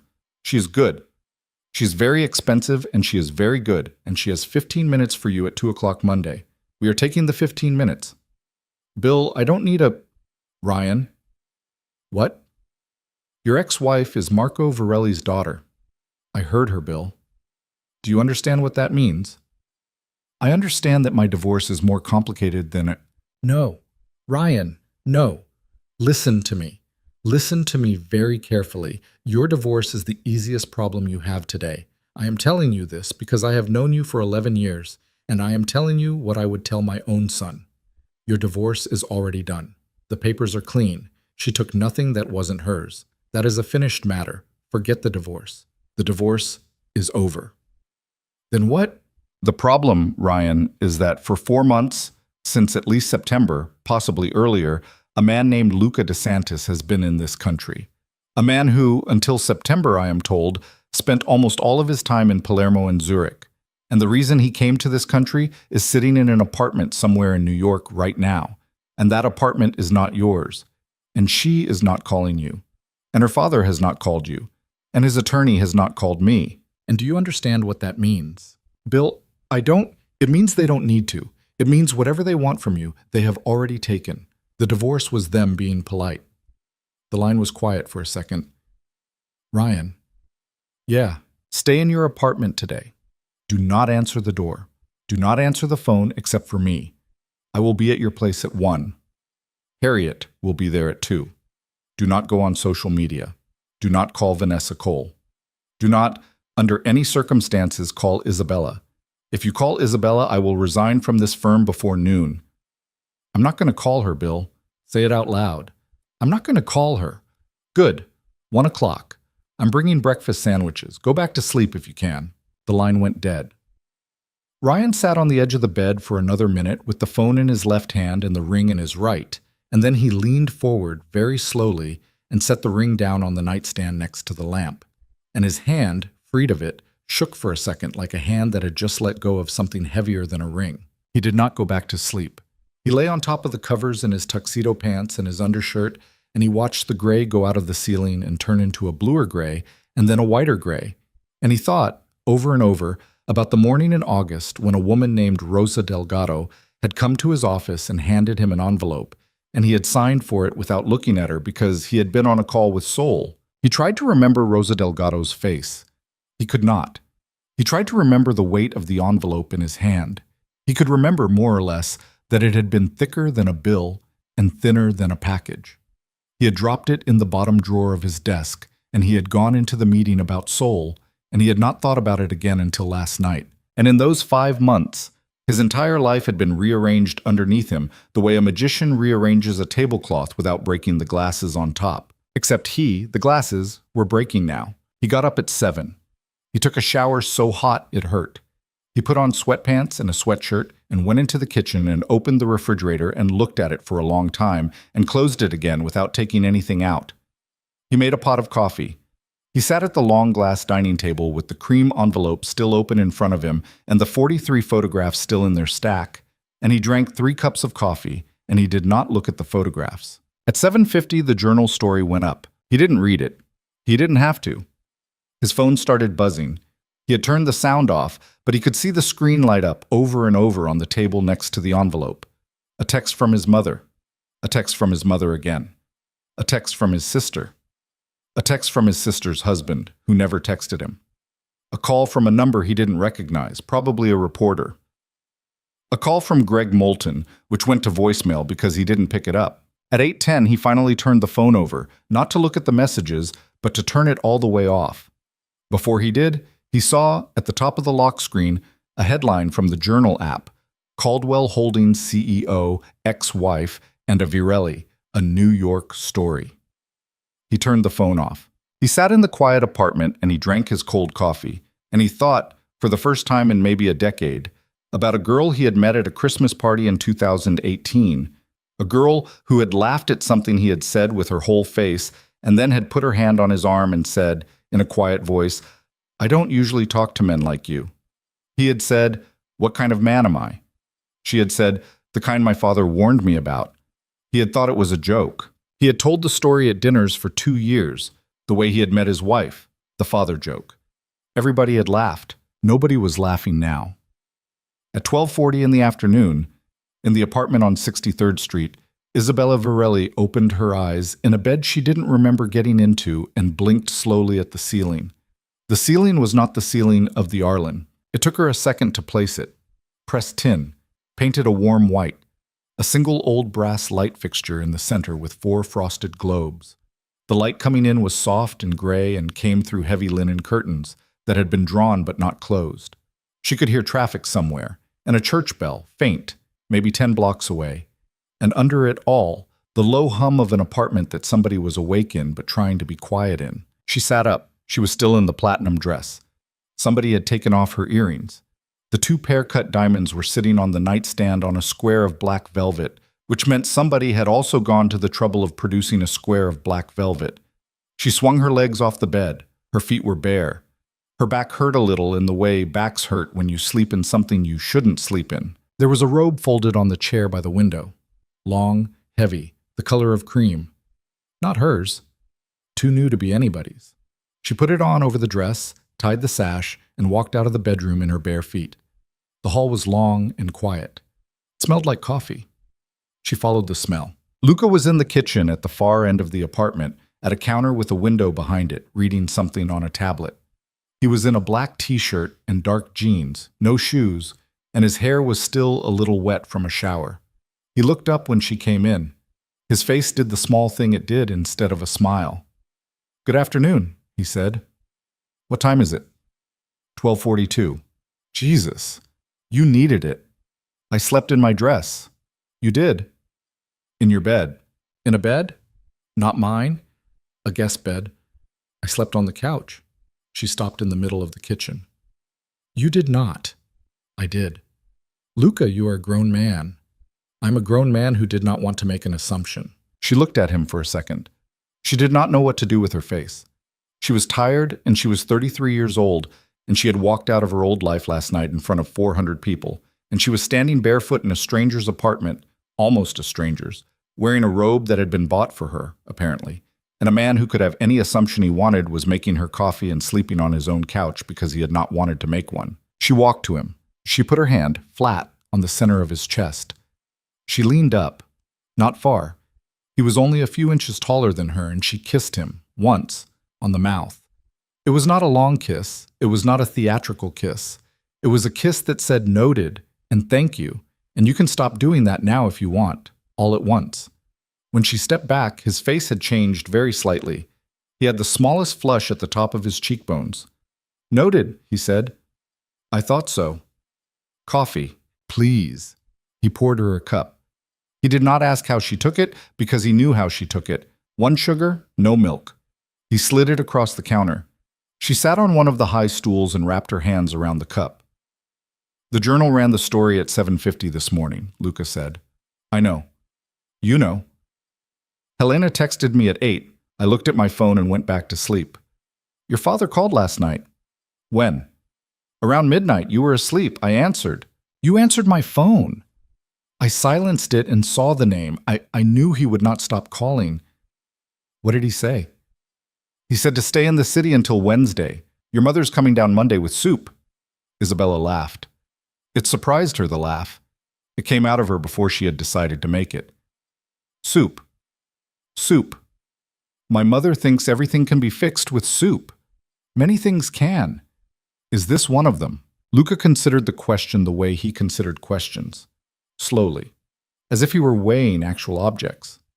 "No," he said, "but it will not hurt." She sipped the coffee. It was very good coffee. She was going to need to find out where he got it. "Luca." "Yes." "What did you do last night?" "After you fell asleep." "Yes." He looked at her for a second. Then he turned the tablet around on the counter and slid it toward her. On the screen was a list. 3 columns. Names, actions, dates. She read it slowly, top to bottom. Her coffee cooled in her hand. The first name at the top of the list was the chairman of the board of Caldwell Holdings, a man named Peter Halbrook. Next to his name, in the second column, was a single word, call. In the third column, the word was Sunday. The second name was the senior partner of the hedge fund that held the largest institutional position in Caldwell Holdings stock. The action next to his name was lunch. The date was Monday. The third name was the CEO of a company that held a long-term supplier contract with Caldwell Holdings. The action was dinner. The date was Tuesday. The list went on. There were 14 names. Isabella read all 14. She read some of them twice. When she finished, she put the tablet down and she looked at Luca across the counter. "This is a lot," she said quietly. "This is what you asked for." "I asked for a divorce, Luca." "You asked for a divorce and you asked, in my kitchen in Zurich in October, for the company to pay. You said, and I remember this exactly, you said, 'I want him to wake up one morning and find out the building has been sold without him.' I took the note." "You took the note." "I took the note." "Luca." "Yes, I don't want to ruin his life." He tilted his head slightly. He did not argue. He waited. "I don't," she said. "I thought I did. For a long time I thought I did. And then last night, in the ballroom, when I looked at his face, when I saw what had happened to his face, I realized that a long time ago I stopped wanting to ruin his life. I just wanted him to know. I wanted him to know that I saw. And he knows now. And that's," she exhaled a long breath, "that's actually enough for me. Isabella, I know what you're going to say. Tell me what I'm going to say." "You're going to say that what I want and what is going to happen are two different things. You're going to say that the story is in the journal now, and the board is already talking, and the market is going to do what the market is going to do on Monday morning, whether I call these men or not. You're going to say I am not in charge of that part. That is what I was going to say. I know. But I don't want us," she said, and the word us landed on the counter between them like a small heavy object. "I don't want us driving it. I don't want to be the hand on the back of that knife." Luca was quiet for a long time. "All right," he said finally. "All right, all right. I will not make those calls. I will make two of them. The two that concern your physical safety and the safety of your mother's apartment in Rye, which I am not willing to be flexible about. The other 12 names come off the list. The market will do what the market will do." "Thank you." "You do not have to thank me." "I do, though." He looked at her. For the first time, she saw something in his face that was not stillness. It was not a big thing. It was a small loosening around the eyes that had been held so long she had not noticed until it let go. "You are a surprising woman, Isabella." "Surprising how?" "I expected you to want him on fire." "I did, for a while. It turns out wanting someone on fire is exhausting. It turns out I already spent the fire getting myself out." "That is a good line." "It's not a line. I just thought of it." "Then it is a good thing you just thought of." She laughed again. The second laugh came easier than the first. The bell on the apartment door rang, a low, civilized two-note chime. Luca looked at the small monitor on the wall, nodded once, and pressed a button. A moment later, Matteo came into the kitchen with a shopping bag and an envelope. "Signora." "Matteo." "Your things from the Arlen. Also an envelope. From your lawyer." She said to say time sensitive but not urgent. "Thank you." "Also," Matteo hesitated for 1 second, which for Matteo was a long moment of hesitation. "There are 2 reporters on 62nd, another 2 on Lexington. They are not here for this address. They do not know this address, but they are within 3 blocks. "How did they get that close?" "They followed from the Arlen. They had the hotel last night. We left through the catering entrance at 11:40, as planned. They were not on us. I think they looked for your father's car this morning. They did not find it. They are guessing." "Are we all right here?" "Yes. This address is not in any public record in your name or the Don's name. Luca's name. The building is held by a Delaware LLC whose managing member is a trust in Liechtenstein. It is not in Mr. DeSantis's name." "Of course it isn't." Matteo almost smiled. He almost never did. "I will be downstairs," he said. "Call if you need." He left. Isabella looked at the envelope Helena Brandt had sent. She opened it. It was a single sheet of paper. It said in Helena's handwriting, in black fountain pen, "Bell. Caldwell's counsel called me at 9:10 this morning. He wants to set a meeting for Monday afternoon. He does not want to sue. He does not want anything. He wants, in his words, to confirm there are no further surprises. I told him there will be no meeting because there is nothing to meet about. The matter is closed. He asked if you would be willing to accept a letter. I said that depended entirely on the letter. He said he would send one. If Caldwell sends a letter, I will forward it. You do not have to read it. You do not have to respond. If you choose to, I will counsel you before you do. The Vanity Fair request for a sit-down is now at $50,000 for your time, donated to a charity of your choice. I continue to recommend declining. Let me know. I will be in the office tomorrow by 8. H. Isabella read it twice. She folded it and set it on the counter. What did it say? Luca asked. His lawyer wants to send me a letter. Are you going to read it? I don't know yet. That is honest. I'm trying it on. She slid off the stool. She stood in the robe with the coffee in her hand. Through the kitchen window, 8 stories down, she could see a strip of 63rd Street and a single yellow cab moving slowly through slush, and a man walking a large gray dog, and the long, low shadow of the morning that had already slid past noon. Luca. Yes, I'm going to go to my mother's tomorrow. I thought you were going to stay in the city until Wednesday. I changed my mind. I want to see her. She is going to make soup whether I am here or there, and I would rather eat it in her kitchen than have Matteo drive it down I-95 in Tupperware. All right, come with me. He looked at her. To your mother's. Yes. On a Monday. Yes. Isabella, I know what I am asking. I don't think you do. My father will be there. I know your father will be there. Bring your own car. He did smile then. A real one. It was a small surprise thing, and it was gone very quickly, but it had been there. All right.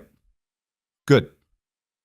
While Isabella was drinking her second cup of coffee in the kitchen on 63rd Street, Vanessa Cole was sitting on the floor of her one-bedroom on West 72nd in a sweatshirt and nothing else, looking at her phone. She had not slept. She had drunk a quarter of the bottle of vodka, and then she had put it back because she had not wanted to be hung over for whatever was going to happen today. And then she had lain on her couch in the red dress for an hour, and then she had taken the red dress off and stuffed it in the bottom of a laundry basket like evidence, and then she had put on the sweatshirt and sat down on the floor with her back against the couch, and she had scrolled. By 8 in the morning, her name was in 2 stories. One of them was a page 6 piece that had gone up at 7:45. It was short. It called her Vanessa Cole, 26, a part-time gallerist and occasional model, who, according to sources, has been a frequent companion of the tech executive over the last year. It had a photograph of her in the red dress on the red carpet of the Monteverde, smiling, her hand on Ryan's sleeve. The caption was Cole, left, at the Hartwell Gala last night. The left was because the photograph had been cropped so that Ryan's face was out of frame and only his shoulder and arm were visible. She had been cropped out of her own life and left as left. The second story was a thread on the private Twitter account from last night, and the thread had quoted some anonymous person who claimed to have been at table 3, and the anonymous person had said, and she read this sentence 3 times, the mistress looked like somebody had told her the restaurant was out of the things she ordered. The replies were savage. She had 612 new Instagram followers overnight. She had 31 new direct messages. She had 1 missed call from her mother in Cleveland. She had 1 text from a girl she had gone to high school with that said, OMGV, is that you, OMG. She had not heard from Ryan. That was the thing she kept coming back to. She had not heard from Ryan since he had said go home. Vanessa at the curb on Central Park West. She had texted him at 2 in the morning. She had texted him at 4. She had texted him at 6:30. She had left 1 voicemail at 7:12 in which she had cried, which she regretted. He had not responded. She was not a stupid woman. She had told herself for 18 months that she was not a stupid woman, and she had been proven wrong on the specifics of that last night, but on this one, she was right. She knew what it meant when a man stopped texting back the morning after. She was done. She looked at her phone. The Page 6 reporter, Mallory Chen, had texted her 2 more times overnight. Polite follow-ups. She stared at the thread for a long minute. She had a choice. She could say nothing, and the story would be the one already being told about her. And that story was the mistress. And that story would follow her forever. Or she could talk. She could tell Mallory Chen the truth, that Ryan had lied to her about the divorce, that he had told her Isabella was nobody, that he had promised her an apartment in Tribeca after the paperwork was done, that he had told her her father was an accountant. The truth would not make her look good. Nothing was going to make her look good. But the truth would make him look worse, and right now, with her head throbbing and her dignity somewhere at the bottom of a laundry basket, making him look worse had a kind of pull to it. She picked up the phone. She started typing. She got 3 sentences in, then she stopped. Then she deleted them. Then she started again. Then she deleted them again. She sat there on the floor for another half hour with the phone in her lap and the weak Sunday light coming in through the window, and in the end she wrote back, "Hi Mallory, not now, not ever, probably. Please take me off your list. Thanks for reaching out." She put the phone down and she stayed on the floor for a long time, and at some point she realized she had started crying again, but quietly this time. The kind of crying that does not make a sound. She was 26 years old, and she had moved to New York 4 years ago from a suburb of Cleveland with 2 suitcases and a plan, and the plan had been, more or less, become the kind of woman people want to photograph. They had photographed her last night. She had gotten what she had wanted. It turned out getting what she wanted was a small and freezing room. She wiped her face on the sleeve of the sweatshirt. She got up. She walked into the kitchen and she looked in the refrigerator, and there was almost nothing in it, because she had not shopped for herself in a long time, because she had always been at somebody else's apartment for dinner. She closed the refrigerator. She opened her laptop on the counter, and she pulled up her bank account and she looked at the balance. It was less than she had thought. She had been spending without paying attention because she had assumed the spending would stop mattering soon. She closed the laptop. She picked up the phone again and she called her mother in Cleveland. Her mother picked up on the first ring, which meant her mother had been waiting. "Vanessa." "Hi, Mom." "Honey." "Mom, Her voice cracked, which was embarrassing, but her mother was the only person in the world who had ever known her before she had invented herself. And it turned out that when you were tired enough, the invented self got tired first. "Mom, I think I want to come home for a little while." Her mother, who had seen 2 different versions of the story online already and had been waiting up all night for this call, was quiet for 1 second. Then she said, "Vanessa, baby, when can you get on a plane?" Uptown in the apartment on 63rd Street, Isabella had changed out of the platinum dress into a pair of her own jeans and a cream cashmere sweater that had been in the bag Mateo had brought from the Arlen. She had washed her face. She had pulled her hair back into a loose knot at the nape of her neck. She looked, in these clothes, about a decade younger than she had looked in the ballroom, and about a decade more like herself. She was sitting at the counter working her way through emails on her laptop. Helena's, her father's accountant's, a real estate person about a building she had been quietly buying a piece of in Brooklyn, when her phone buzzed. She looked at the screen. Juliana. "Julia." "Belle, you have seen the journal." "I've seen the journal." "Vanity Fair is now 100,000. Tell Helena to keep declining." "I told Helena. She is declining. I am telling you because it is funny." "It is a little funny. Your mother called me." "Of course she did. She asked if you were eating." "Tell her I'm eating." "Are you eating?" "I had a piece of toast." "Belle." "I'm going to eat, Julia. I am at a house. There's food, don't worry. I am at the Arlen packing your things. What do you want me to do with the wedding photographs?" Isabella did not answer right away. There were 2 large albums in a box at the top of the closet at the Arlen, albums she had moved out of the penthouse in August and had not opened since.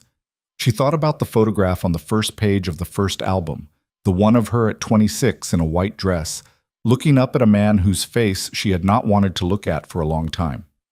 "Burn them," she said. Juliana made a small considering sound. "Belle." "No, I know. Don't burn them. Just put them in the box. Tape the box. Label it something I will not want to open for 10 years. Put it in storage. Easier. Yes, easier. Done. Thank you, Julia." "Belle." "Yes. You did good last night. Thank you. I'm proud of you." Isabella closed her eyes for a second. Juliana had known her since she was 22. Juliana had been standing behind her with a brush in every mirror that had mattered for 11 years. Juliana did not use that word lightly. "Thank you," she said, quieter. "Call me Wednesday." "I will." She hung up. She sat at the counter for a second. Then she went back to her emails. At 1 in the afternoon in the penthouse on Central Park West, the doorman buzzed up and said that a Mr. Ostrowski was in the lobby with a bag of sandwiches. Ryan Caldwell had put on khakis and a button-down, because he could not be in a meeting in sweatpants, even if the meeting was in his own dining room and his opponent was 80 years away from being his opponent. He let Bill in. Bill was in a barber jacket and jeans, which Ryan had also never seen Bill in, and had 2 paper bags from a deli on 79th. Ryan. Bill. You look like hell. I feel like hell. Good. That's the correct state for today. Bill unpacked the bags at the dining table. He pushed a wrapped egg sandwich and a coffee toward Ryan and sat down across from him. He did not look at the envelope or the photographs, which were still on the table where Ryan had left them. Eat, Bill said. I'm not hungry. Eat anyway. Harriet is going to be here at 2, and she is going to ask you hard questions, and you are going to need protein. Ryan unwrapped the sandwich. He took a bite. He had not realized he was hungry. He took another. Bill? Yes. What is actually going to happen tomorrow? Bill sat back. He took a long swallow of his coffee. He set the cup down. Tomorrow morning at 9:30, the stock will open down somewhere between 5 and 9 points. I think 8. By 10:30, the board will have had an emergency call. You will not be on it. By 11:30, Peter Halbrook will call me and tell me the board wants you to take a leave of absence, effective immediately, to deal with what he will call personal matters. And that during your leave, Rebecca Alvaro will be acting CEO. He will want me to get you to agree in writing by close of business Monday. He will imply, without saying, that if you do not agree, they will move to a no-confidence vote on Tuesday. They will have the votes. Jesus, Bill. You wanted the truth.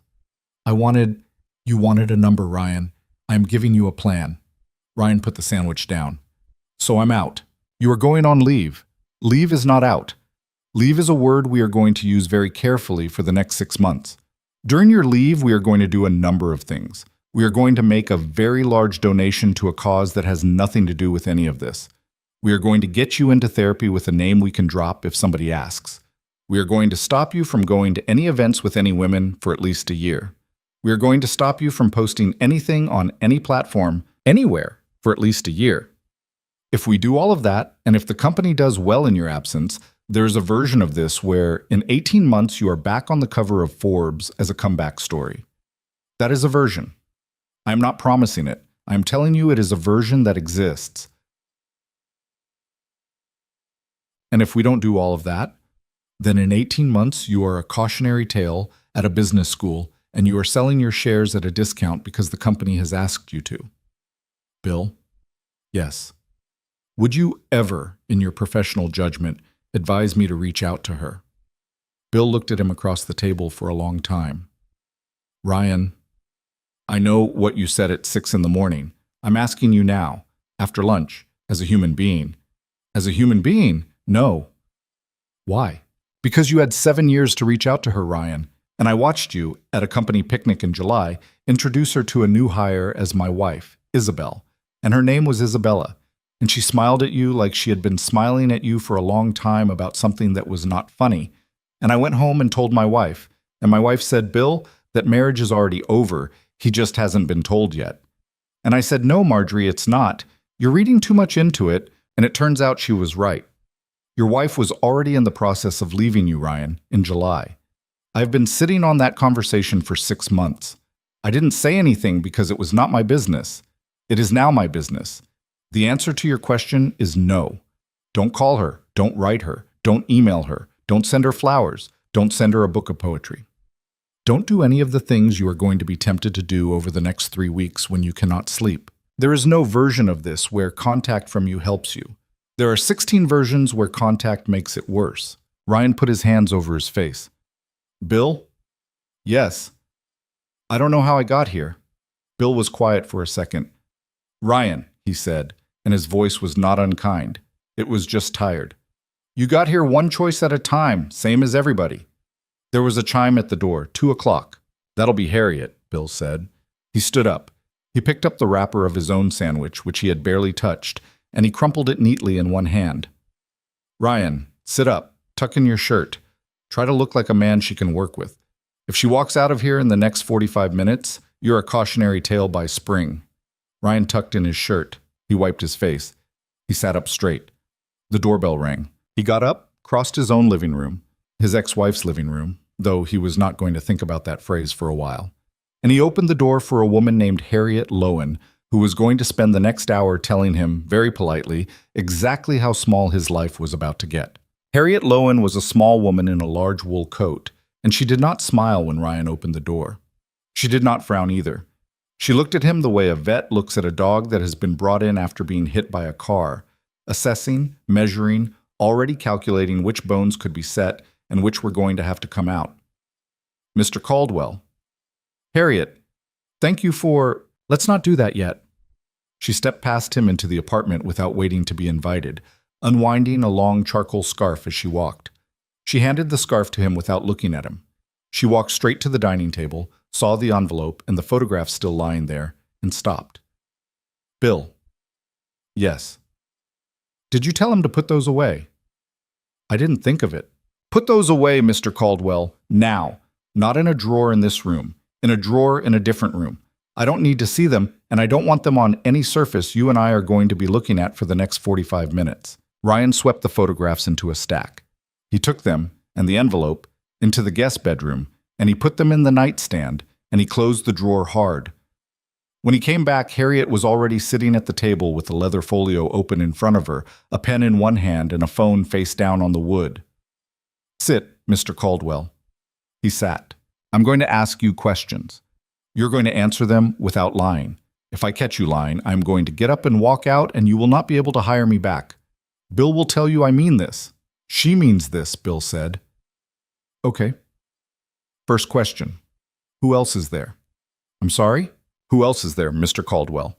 Besides Miss Cole, besides the 3 women your ex-wife named last night, in the last 4 years. I want the names, the approximate dates, and whether any of them have any reason to go to a reporter. Ryan opened his mouth, closed it, looked at Bill, who did not look back at him. There's one more, he said finally. One more. Name. Corinne Dupree, an interior designer, 2.5 years ago. It was brief, maybe 6 weeks. Does she still work with you?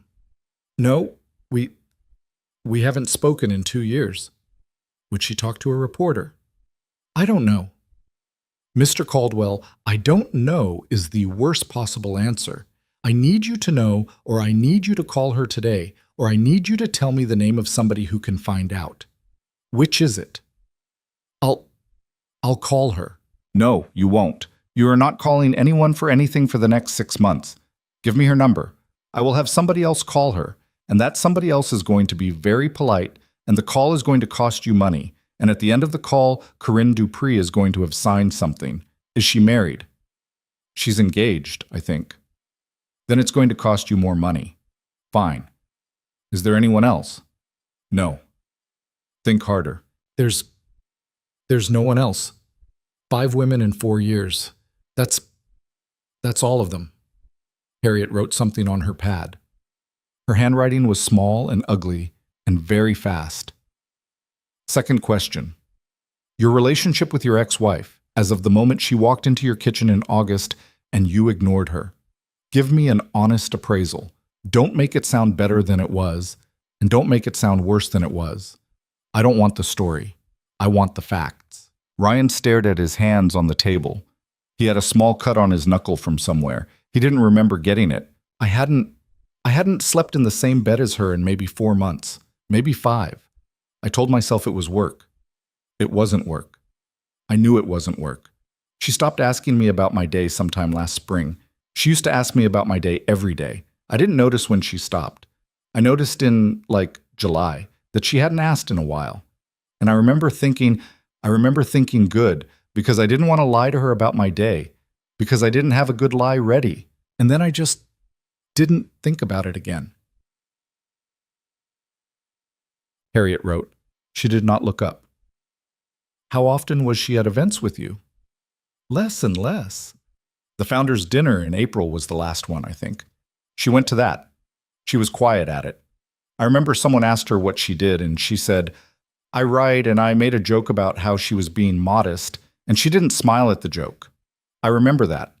I remember that she didn't smile. What does she write? Ryan looked up. I'm sorry? What does your ex-wife write, Mr. Caldwell? He opened his mouth. He closed it. He felt the blood come up into his face. I don't actually know. Harriet set her pen down. She looked at him for a very long second. She did not say anything unkind. She did not need to. She simply looked at him with the expression of a woman who had met a great many men like him, and who had, at the age of 59, run out of the small available reservoir of patience for this particular kind of not knowing. Mr. Caldwell. Yes. Your ex-wife has published 3 novels under the name Belle Marchetti, which is her mother's maiden name. The third one was a finalist for the Penn Faulkner 2 years ago. The second one was optioned by a studio you have had dinner with the CEO of. All 3 were reviewed in the Times. I read the third one on a flight to Chicago last month. It's very good. Ryan said nothing. I am telling you this not to hurt your feelings, Harriet said, because your feelings are not on my list of concerns today. I am telling you this because in approximately 4 hours, a reporter is going to call me and ask whether you were aware your wife is a published novelist and whether you ever read her books, and I need to know what you want me to say. Ryan looked at her. His eyes had gone bright in a way he did not want them to go bright in front of this woman. Tell them I was aware, he said quietly. Tell them I was very proud of her. Mr. Caldwell. I know. If I say that to this reporter, and the reporter calls 3 of her friends, and 2 of them say he never read a page of any of it, which I am reasonably certain is going to be the case, then I have lied on your behalf, and my name is in the correction, and that is not a thing I do for anybody, not for any amount of money. So we are going to tell a different true thing. We are going to say, what do we want to say, Bill? Help me out. We want to say he's learning, Bill said, without inflection. We want to say the last 6 months have been a period of hard self-reflection. We want to say he deeply regrets not being the partner his wife deserved. We do not want to claim any positive thing he did not do. We want to be a man in public who has understood he failed, and who is not trying to pretend otherwise. That's the frame, Harriet said. She wrote it down. The frame is I failed. The frame is not. It was complicated. Not we grew apart. Not we both made mistakes. She did not make mistakes. You made the mistakes. Those are the words, if anyone asks. You are not going to be allowed to say any of these words on camera for at least 3 months, because you are not going to be ready to say them without your face betraying you. But you are going to practice saying them in the mirror every morning starting tomorrow, and by April you will be ready, and in April we will do one sit-down carefully with a journalist I choose. Agreed. Agreed. Now, the harder part. She closed the folio finally, and folded her hands on top of it. Mr. Caldwell, you understand, do you not, that your ex-wife is not going to help you? I understand. I mean, really understand it. I have had clients who understood it intellectually, and then 3 weeks later called the other party to ask if they would just release a single joint statement to clear the air, and the other party laughed.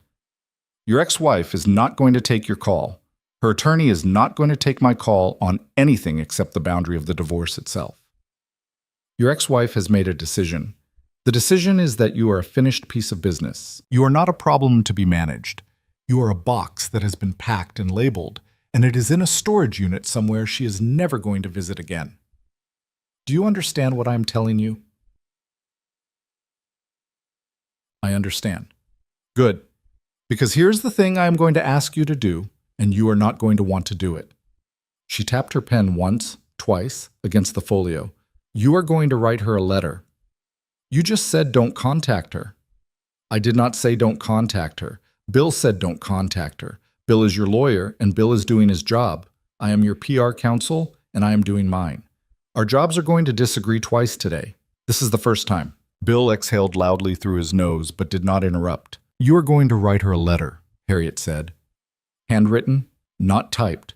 1 page, not 2, not 3, 1. It will say 3 things. It will say I was wrong. It will say I am sorry. It will say I will not contact you again. It will not say but. It will not say however. It will not ask for anything. It will not offer anything. It will not explain anything. It will be 3 sentences if it can be 3 sentences. You will put it in an envelope. You will write her attorney's name and address on it, and you will give it to Bill to deliver. Helena Brandt will open it and decide whether to pass it to your ex-wife. Your ex-wife will probably not read it. That is fine. The purpose of this letter is not for her to read it. The purpose of this letter is for it to exist so that in 6 months, when I am asked by a reporter whether you have reached out to her, I can say he wrote her a letter in January in which he took full responsibility and promised not to contact her, and he has kept that promise. And the reporter will write that down, and it will be true, and the frame of I failed will have a small piece of evidence underneath it.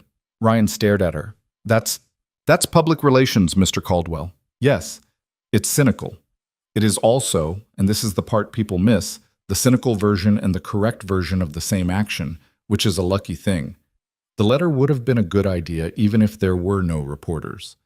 The letter is a good idea because it is a thing a grown man owes his ex-wife. And the part where we also get a line in a Times profile out of it 8 months from now is what we in the business call alignment. Harriet. Yes. Is she going to be all right? Harriet looked at him. Mr. Caldwell, your ex-wife is already all right. Your ex-wife walked into the Hartwell Gala on the arm of one of the 3 most feared men in Southern Europe and took your reputation apart with a 6-minute conversation at table 3. Your ex-wife is going to be spectacularly all right. The question today is whether you are going to be all right, and the answer depends entirely on whether you can do what I am telling you to do for the next 18 months without improvising. Can you do that? I can do that. Say it like you mean it. I can do that? Better. Bill, I am going to need 90 minutes with him on Tuesday. Book it. Booked. Harriet stood up. She put her scarf back on. She put her coat on. She did not shake Ryan's hand. Mr. Caldwell? Yes. One last thing, off the record. Okay? The board is going to ask you tomorrow to take a leave of absence. You are going to say yes. When you say yes, you are going to say it the first time they ask, and you are not going to negotiate, and you are not going to make a speech about how you built that company from nothing. Nobody wants to hear the speech. The speech makes it worse. You say yes. You thank them. You ask how you can be most useful in the transition, and then you get off the call. If you can do that one thing tomorrow, you have a future. If you make a speech, you don't. Are we clear? We're clear. Good. Write the letter tonight. Bill, I'll see you Tuesday. She walked out. The door closed behind her. The apartment was quiet for a second. Bill stood up. He stretched his back with both hands on his hips, the way older men do when they have sat in a chair for too long. She likes you, he said. That was her liking me? Oh yeah, if she didn't like you, she wouldn't have given you the letter assignment. She'd have written you off. That was mercy, Ryan. Ryan stared at the table. Bill? Yes? What was her book called? Which one? The one that was a finalist. Bill paused. He thought about it.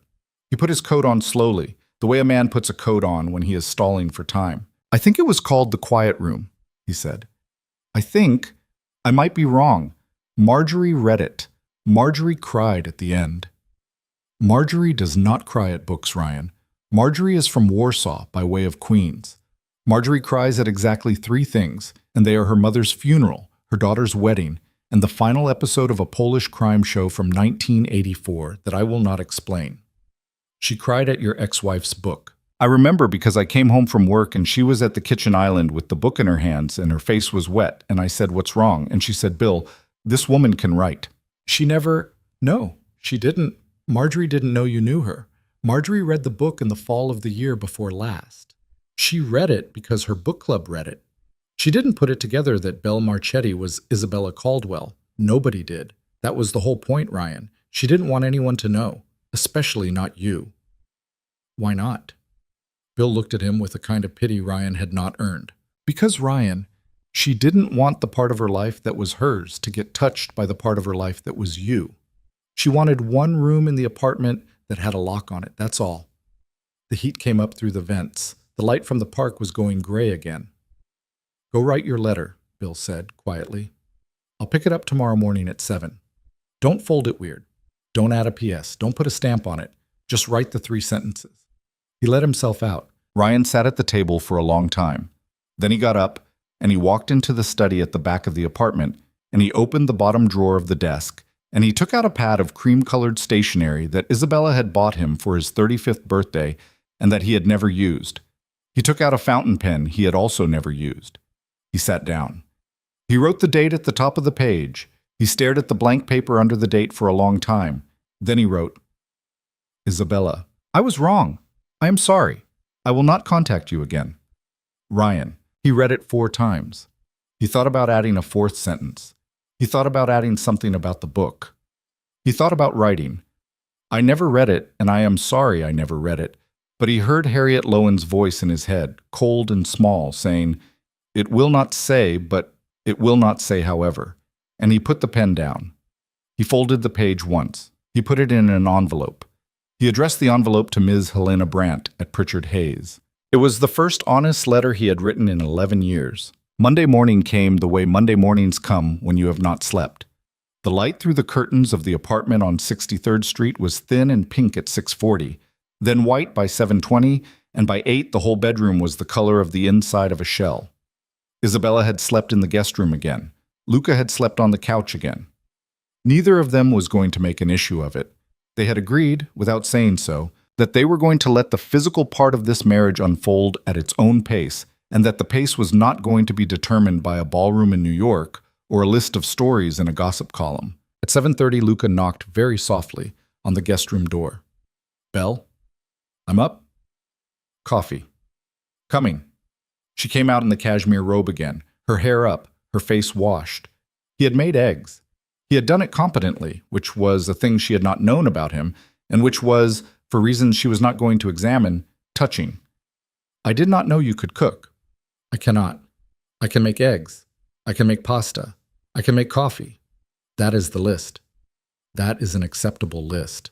It has gotten me this far." They ate in the quiet kitchen. The tablet on the counter was on, and the ticker along the bottom of a business channel was muted but visible. And at 9:31 the ticker flashed red, and Caldwell Holdings dropped 6 3/4 points in the first 90 seconds of trading, and then, 18 minutes later, dropped another 2. Isabella watched the number change. She did not say anything. She did not feel anything, which was the thing that surprised her.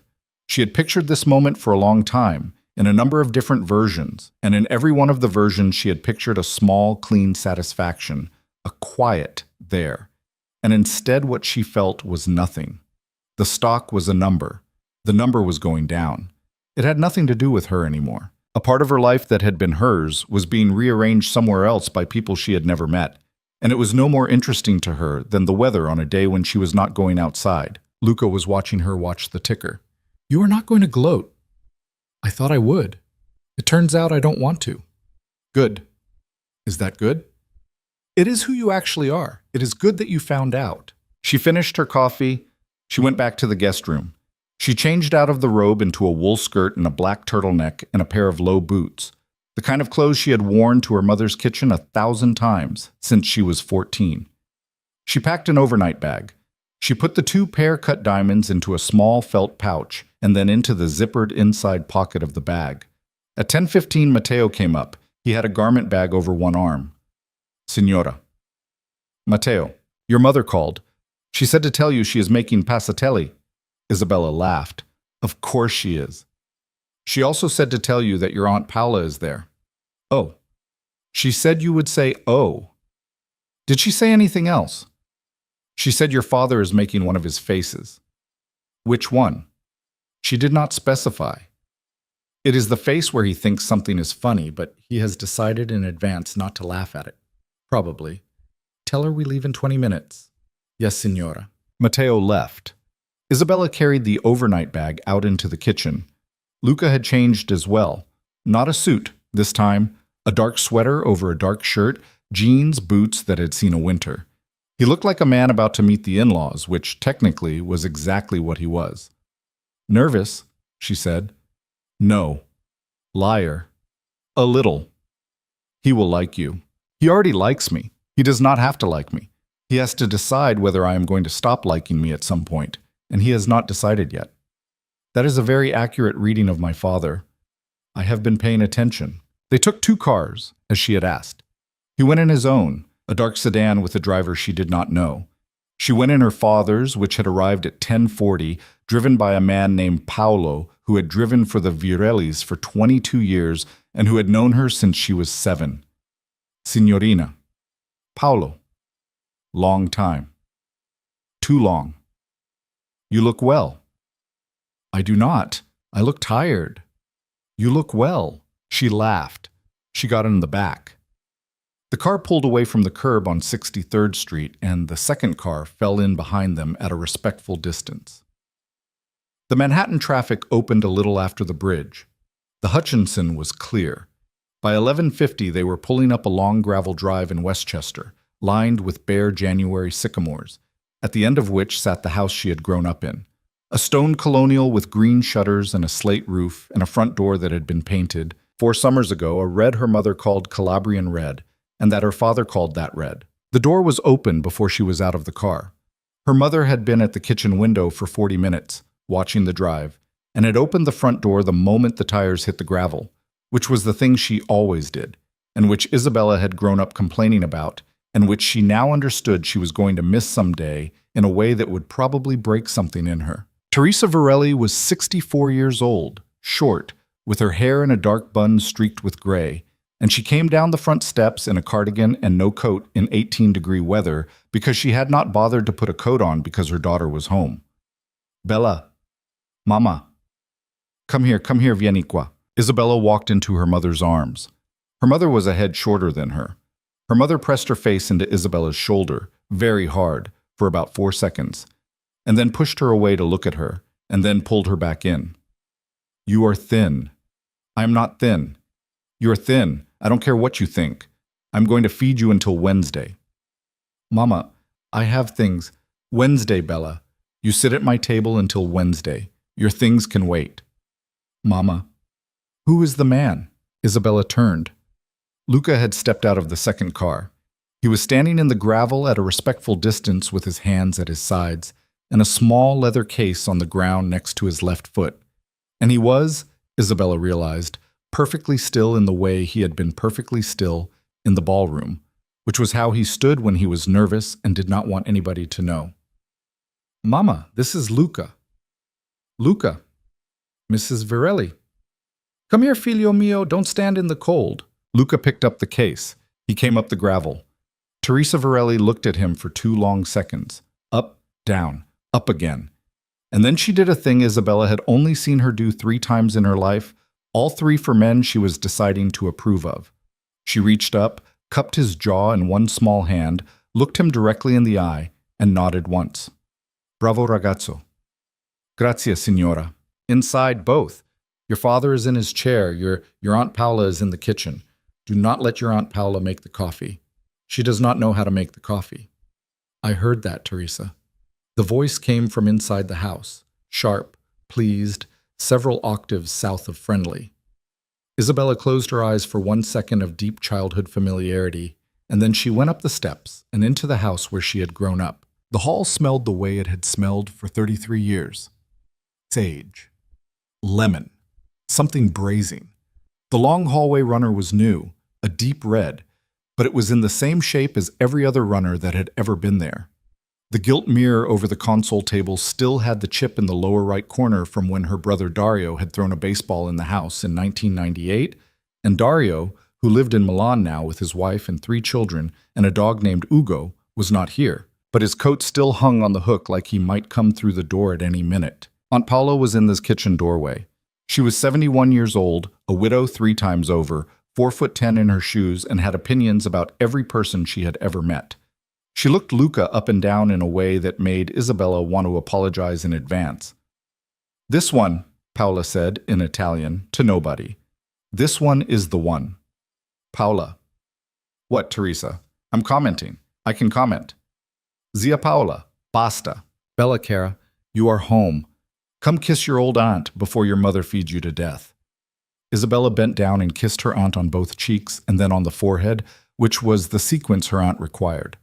Paola patted her face twice, hard, and then patted her once more, gentler. You did good. Thank you, Zia. In the ballroom, you did very good. Your father told me everything. I have been waiting all morning to tell you. You did very good.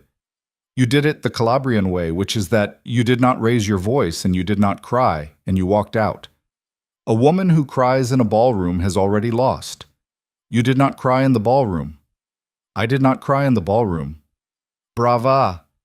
Paola turned her head, slowly, the 4'10" of her rotating like a small gun turret, and fixed Luca with a look.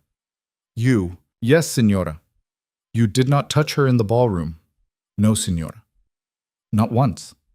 Not once, signora. You let her do it herself. It was hers to do. Paula looked at him for another long beat, and then she nodded, small and final, and turned back to Isabella. "This one," she said again. "This one is the one." From deeper in the house, a voice called out, low, dry, amused in the way a man is amused when he has been listening to a scene he did not stage. "Paula, leave the boy alone. I'm not touching the boy, Marco. I'm looking at him. Looking is free." Marco Varelli appeared in the doorway of the front parlor.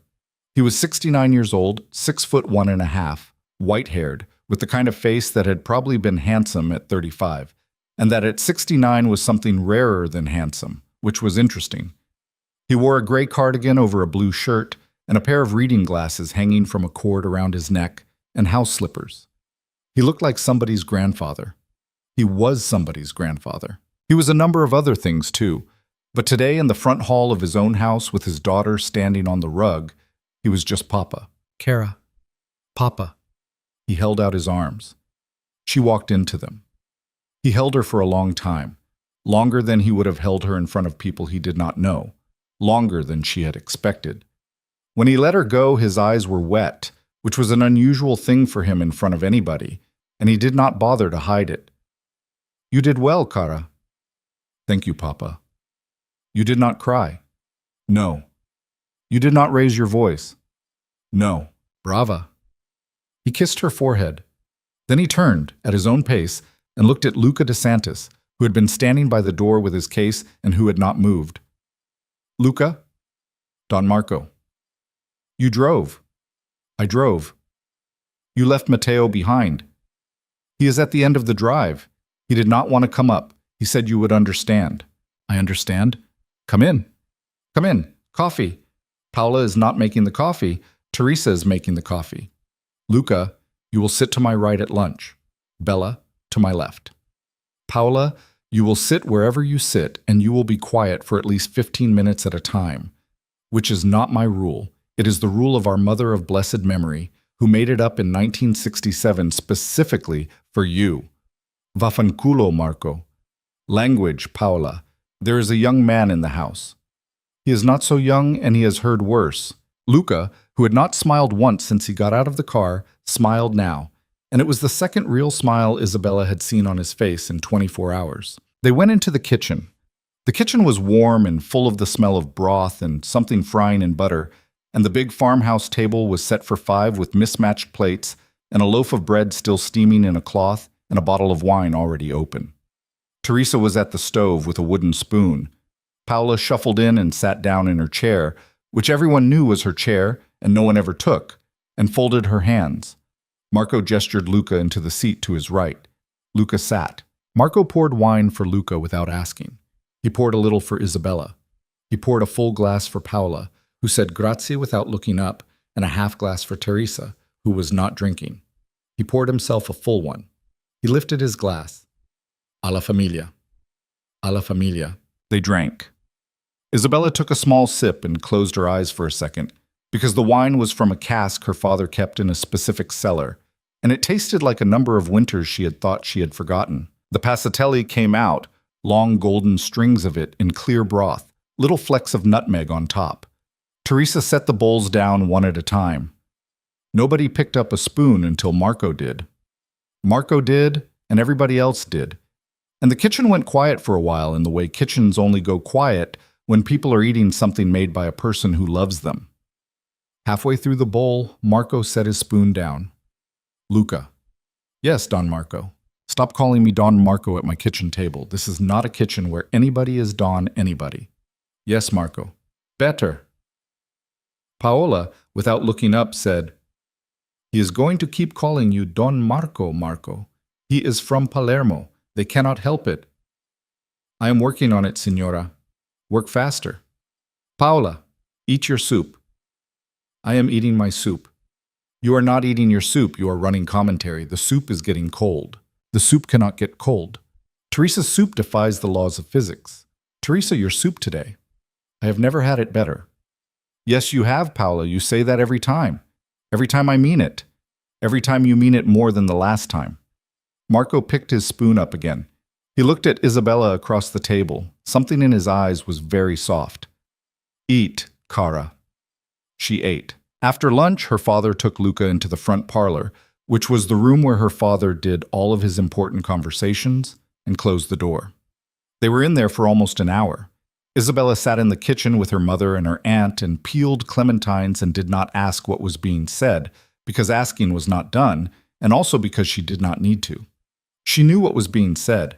Her father was asking Luca a series of questions that had no right answers, only true ones, and Luca was either going to answer them or he was not. If he did not, he would come out of the parlor with the same face he had gone in with, and her father would stand at the front door with him and shake his hand politely and wish him a safe drive back to the city. And Isabella would never see Luca DeSantis again, because the one rule of her childhood that her father had never broken was that her father decided who was allowed to come back through that front door. At 12 minutes to 3, the parlor door opened. Luca came out first, followed by her father. Her father had one hand on Luca's shoulder. Isabella let out a breath she had not known she was holding. Teresa, at the sink, said, without turning around, "Good." Paola, peeling a clementine with a small silver knife, said, "Told you." Marco walked Luca to the coat hook. He handed him his coat. He said something quiet, close to Luca's ear, in Italian, that Isabella could not hear. Luca answered something quiet back. Marco nodded, once, and patted Luca's shoulder twice, and stepped back. "Bella." "Yes, Papa." "Walk him to his car." She stood up. She put her coat on. She walked Luca down the front steps and out across the gravel to the black sedan that had been waiting, engine running, the whole afternoon. They stopped at the door. "How was he?" "He was your father." "That is not an answer." "He asked me 11 questions. I answered all 11. He told me 3 things about you I did not know. He told me 2 things about himself. He said I was the first person he had told in a long time. He told me that the next time I came to this house, I did not have to bring the leather case I brought today, because I did not have to bring anything to this house except myself." "What was in the leather case?" "Money." "Luca, it is traditional. Papa would not take your money." "He did not. He made me put it in a drawer in his desk. He said it was going into a fund for your nieces. He was joking. I am not entirely sure." He was probably not joking. "I was afraid of that." She laughed. She stepped closer to him. She put a hand on the lapel of his coat, flat, the way she had put it on his chest in the kitchen that morning, and she did not kiss him this time.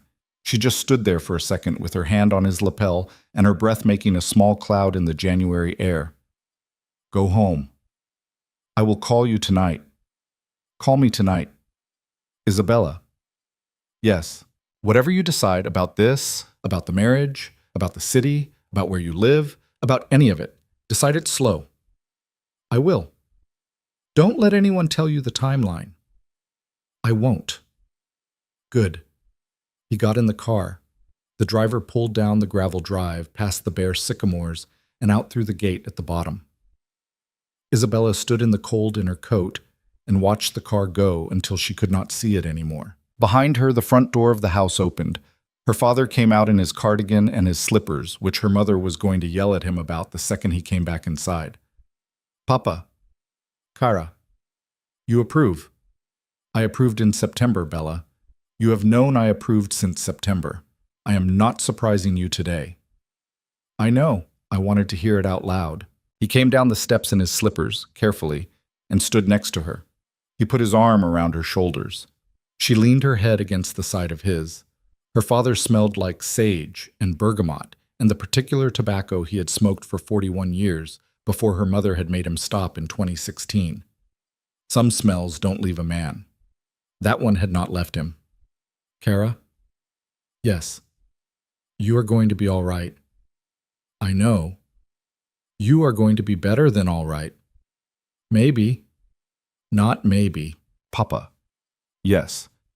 "I was scared in the ballroom before I walked in for a minute." "Of course you were scared.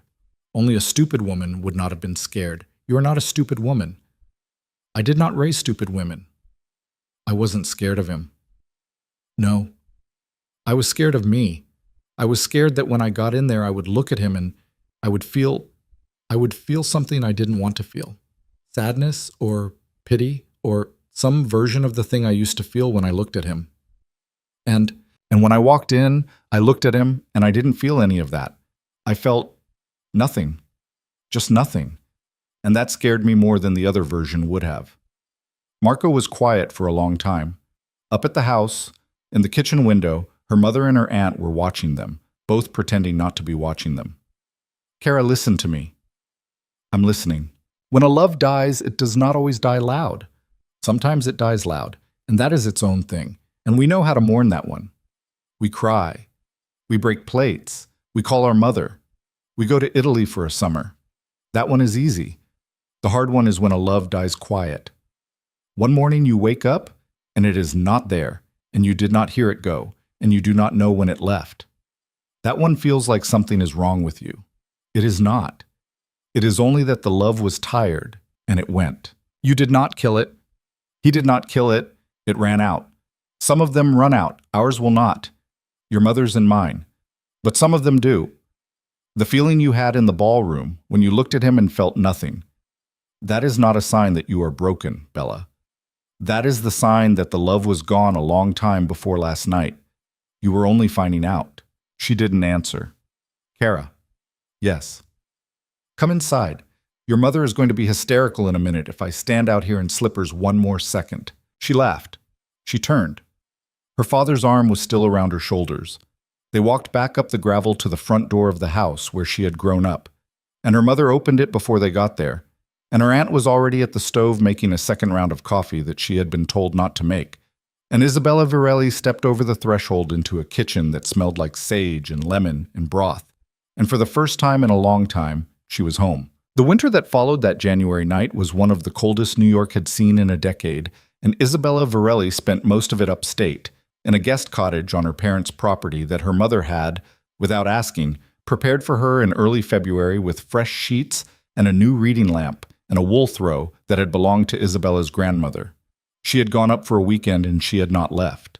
The weekend had become a week and the week had become 3, and at some point in the second half of February, her mother had stopped asking when she was going back to the city and had simply started buying her favorite pasta by the case. The cottage was small, 2 rooms and a kitchen, and it sat at the back of the property with its windows facing the woods.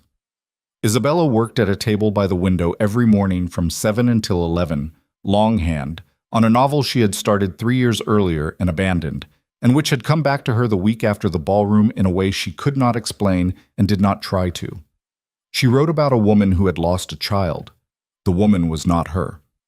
The woman's husband was not Ryan. But the grief she had been carrying for 7 years went somewhere, into that woman on that page, and in writing it out she found that the grief got smaller in her own chest, day by day, until by the 1st of March she could read what she had written and not feel her hands go cold. Luca came up on the weekends.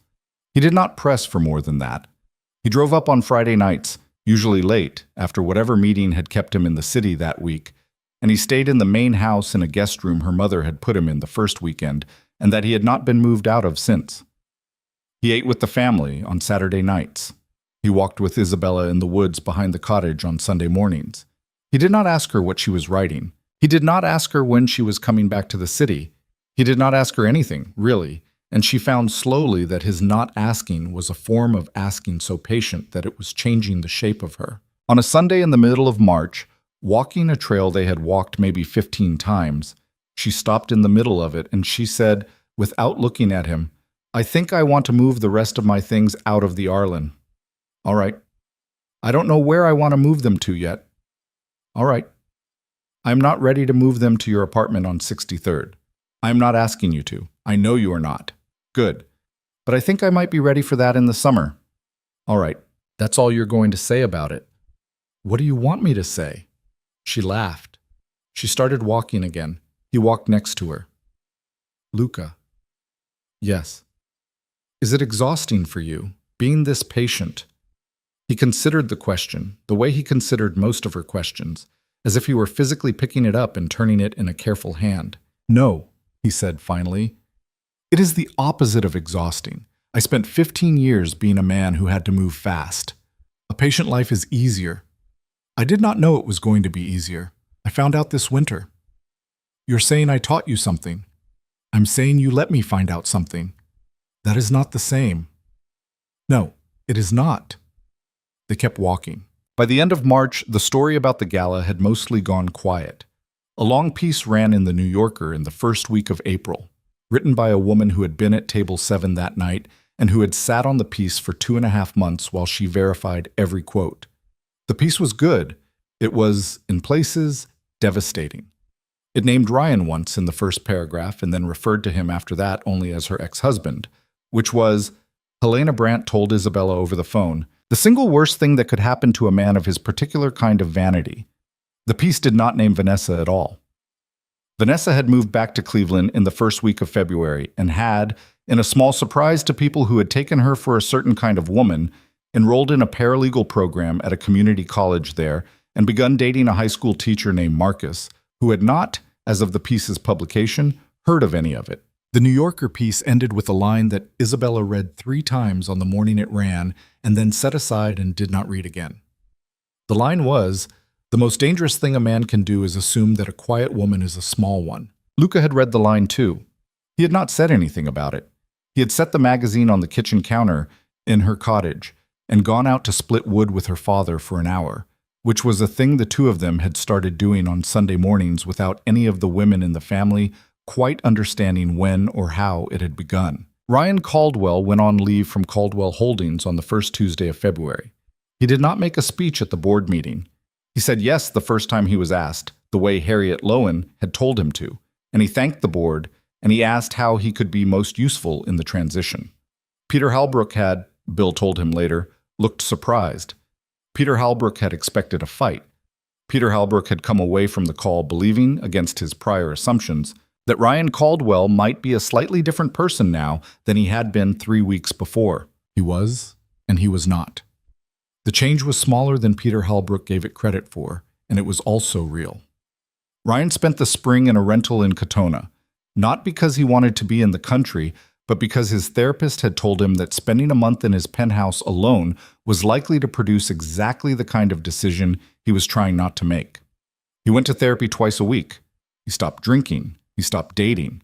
He read a book, a whole one, for the first time in 11 years, which was embarrassing to admit to his therapist and which she made him admit anyway. He read Isabella's 3rd novel, the one that had been a finalist for the P.N.N. Faulkner, on a Saturday afternoon in the 2nd week of April, in a chair by a window in the Katona rental, and when he finished it, he sat in the chair for a long time with the book closed on his lap and he cried, not prettily, for about 20 minutes. He did not call her. He did not write her a second letter. He did not do any of the things Bill had warned him he might be tempted to do. He put the book back on the shelf, and on Monday morning he went to therapy, and he told his therapist, she can really write. And I never read a word of it in 7 years, and I want you to understand that I understand what that means. His therapist, a woman named Dr. Freitas, with short gray hair and an office full of succulents, had looked at him and said, good. That is the beginning of the only useful kind of guilt, Mr. Caldwell. The kind that teaches you something instead of performing for you.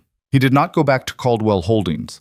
The leave became, by June, a resignation, which was framed in the press release as a mutual and amicable decision, and which was, in private, not mutual and not particularly amicable, but which he did not fight because Harriet Lowen had told him not to, and because by June he had begun to understand that the company had not really been his, any more than the apartment had been, or the marriage had been.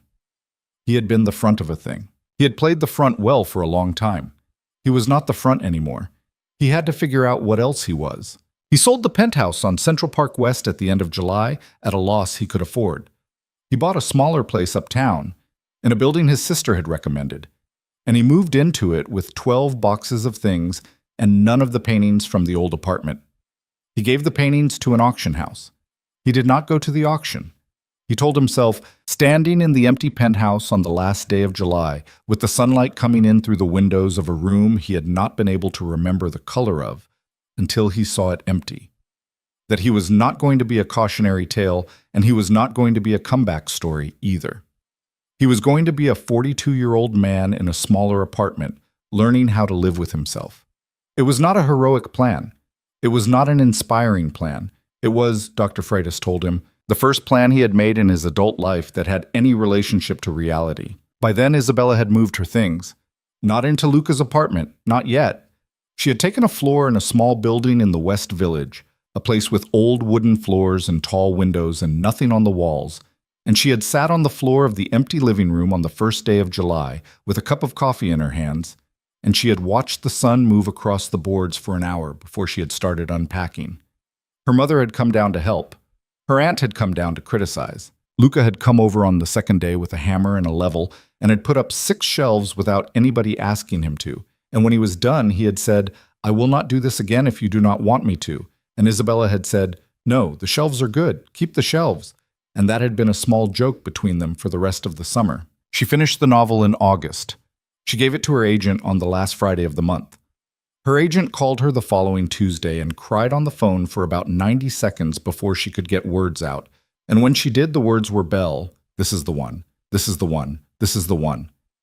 Isabella had sat in her kitchen in the West Village with the phone against her ear, and she had looked at the shelves Luca had put up in July, and she had not cried, because her agent was crying enough for both of them.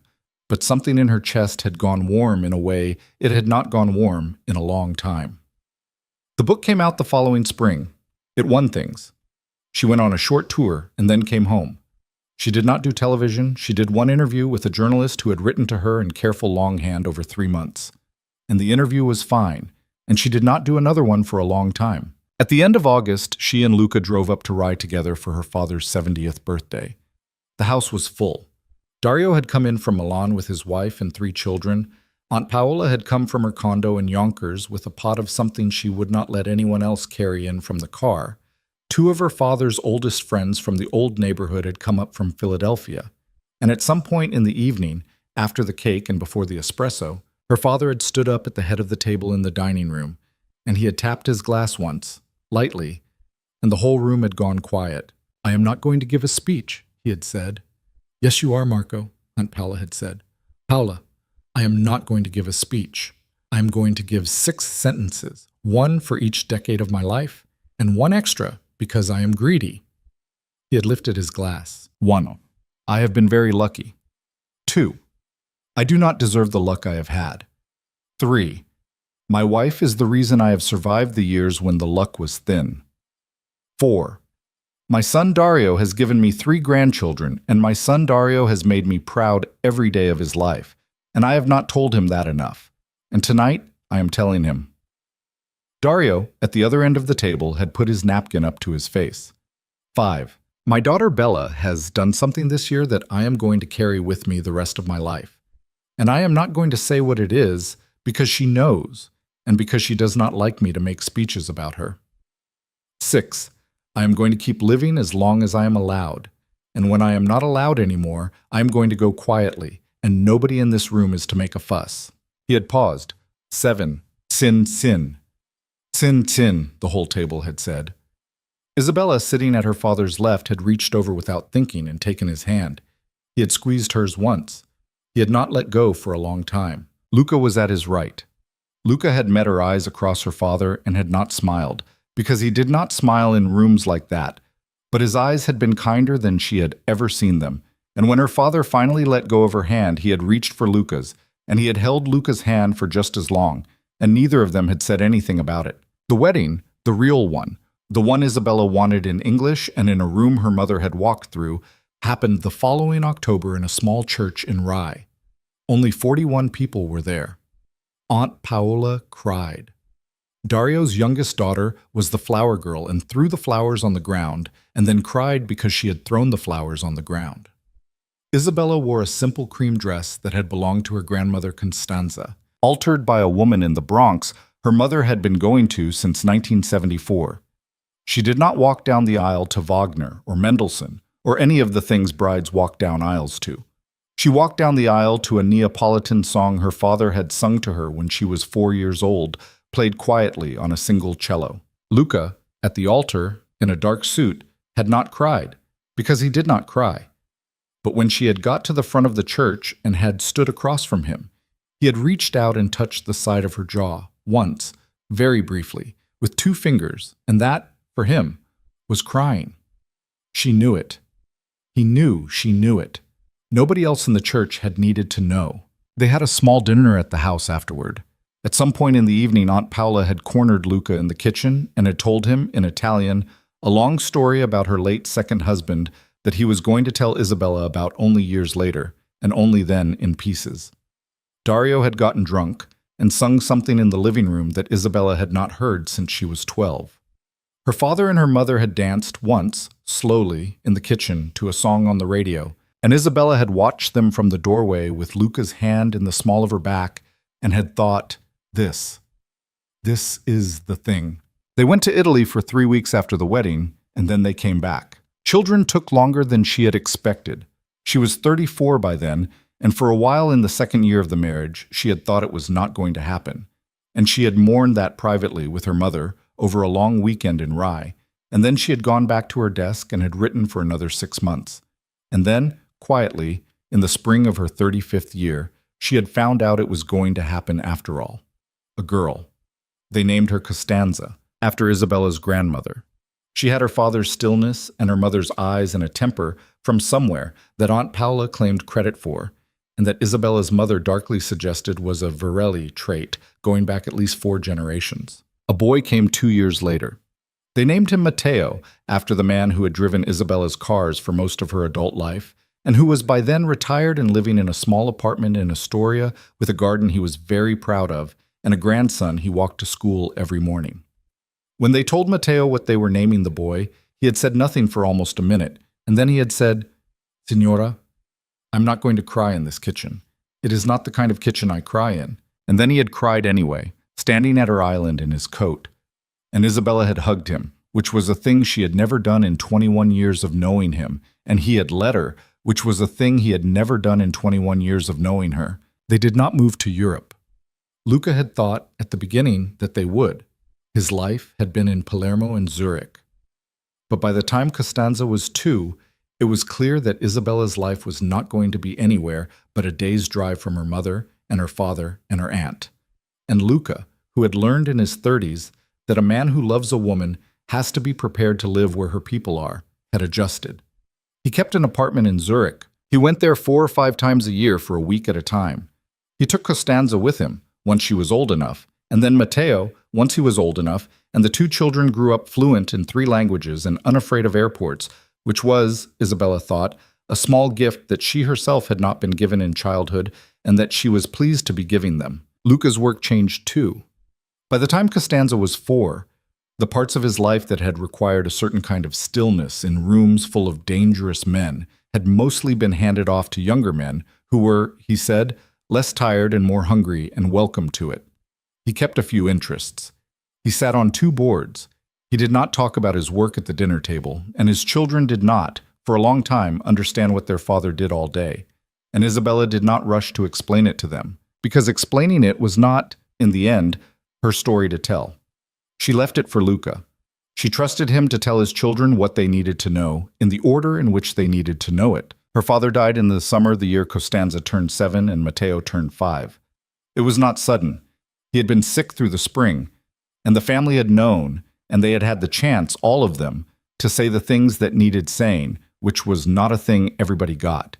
He died in the bedroom at the top of the house in Rye, with his wife next to him and his 2 children at the foot of the bed and his sister in the kitchen, making coffee she would not drink. And Isabella sat on the bed and held his hand and did not cry until after.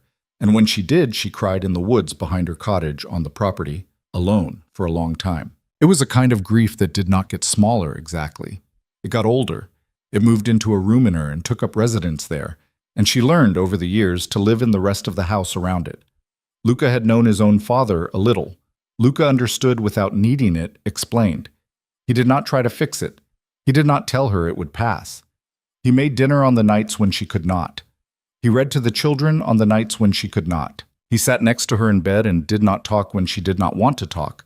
And on one particular night in the second week after the funeral, when she had woken up at 3 in the morning and had gone to the kitchen and had sat at the island with a glass of water and had not been able to make herself get up again, he had come down in his bare feet and his undershirt, and he had sat next to her on another stool, and he had said, "Belle," and she had said, "I know." And that had been the whole conversation. Her mother came to live with them in the city the next winter.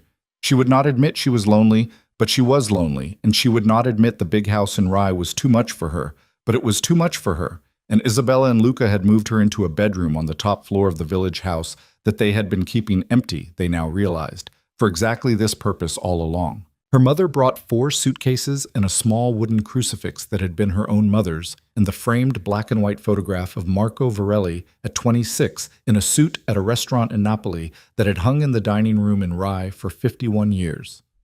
She put the photograph on the dresser in her new bedroom. She did not take it down again. Aunt Paola did not move in. Aunt Paola died 2 years after Isabella's father, in the condo in Yonkers, in her own bed, during an afternoon nap, which was the way she had always said she wanted to go, and which the family agreed was the only possible way a woman like her could have gone. At the funeral, Isabella's mother had laughed and cried at the same time in the front pew because a man in the row behind them had said something about Paola having been a handful, and Teresa had turned around and said, without lowering her voice, "She was not a handful, Angelo. She was a full-course meal, and you were never man enough to finish it," and the whole pew had broken. Years slid. Costanza, at 15, announced that she was going to be a lawyer. Matteo, at 13, announced that he was going to be a chef.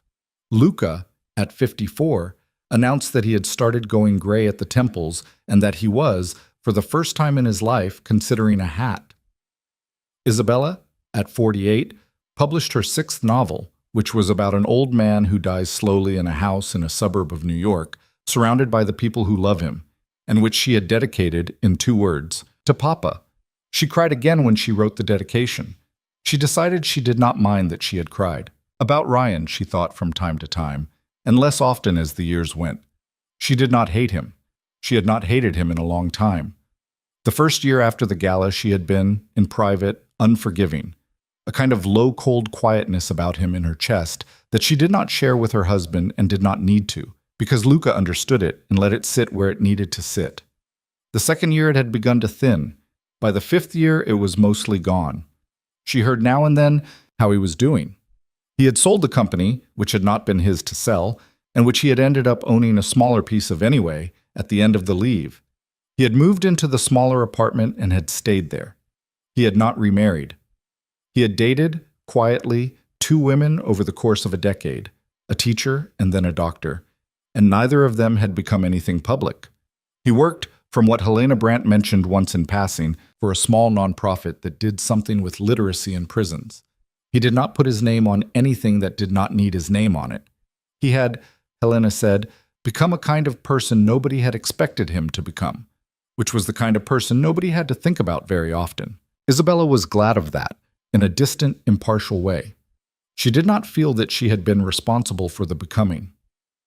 She did not take credit for the becoming, but she was glad it had happened, in the way you are glad that somebody you used to know has stopped being the worst version of themselves, regardless of what the current version looks like, or whether you will ever meet it. 12 years after the night at the Monteverde, a Saturday in a different January, Isabella was standing at the window of the kitchen in the West Village house, washing lettuce for dinner. Costanza was in college in Providence and was on her way down on a train. Matteo was in the living room doing something on the couch that involved 6 cookbooks open at once. Luca was out back in the small garden, which was covered in snow, doing something with the shovel that her mother was yelling at him through the kitchen window about. The water ran over the lettuce. The light outside was going blue.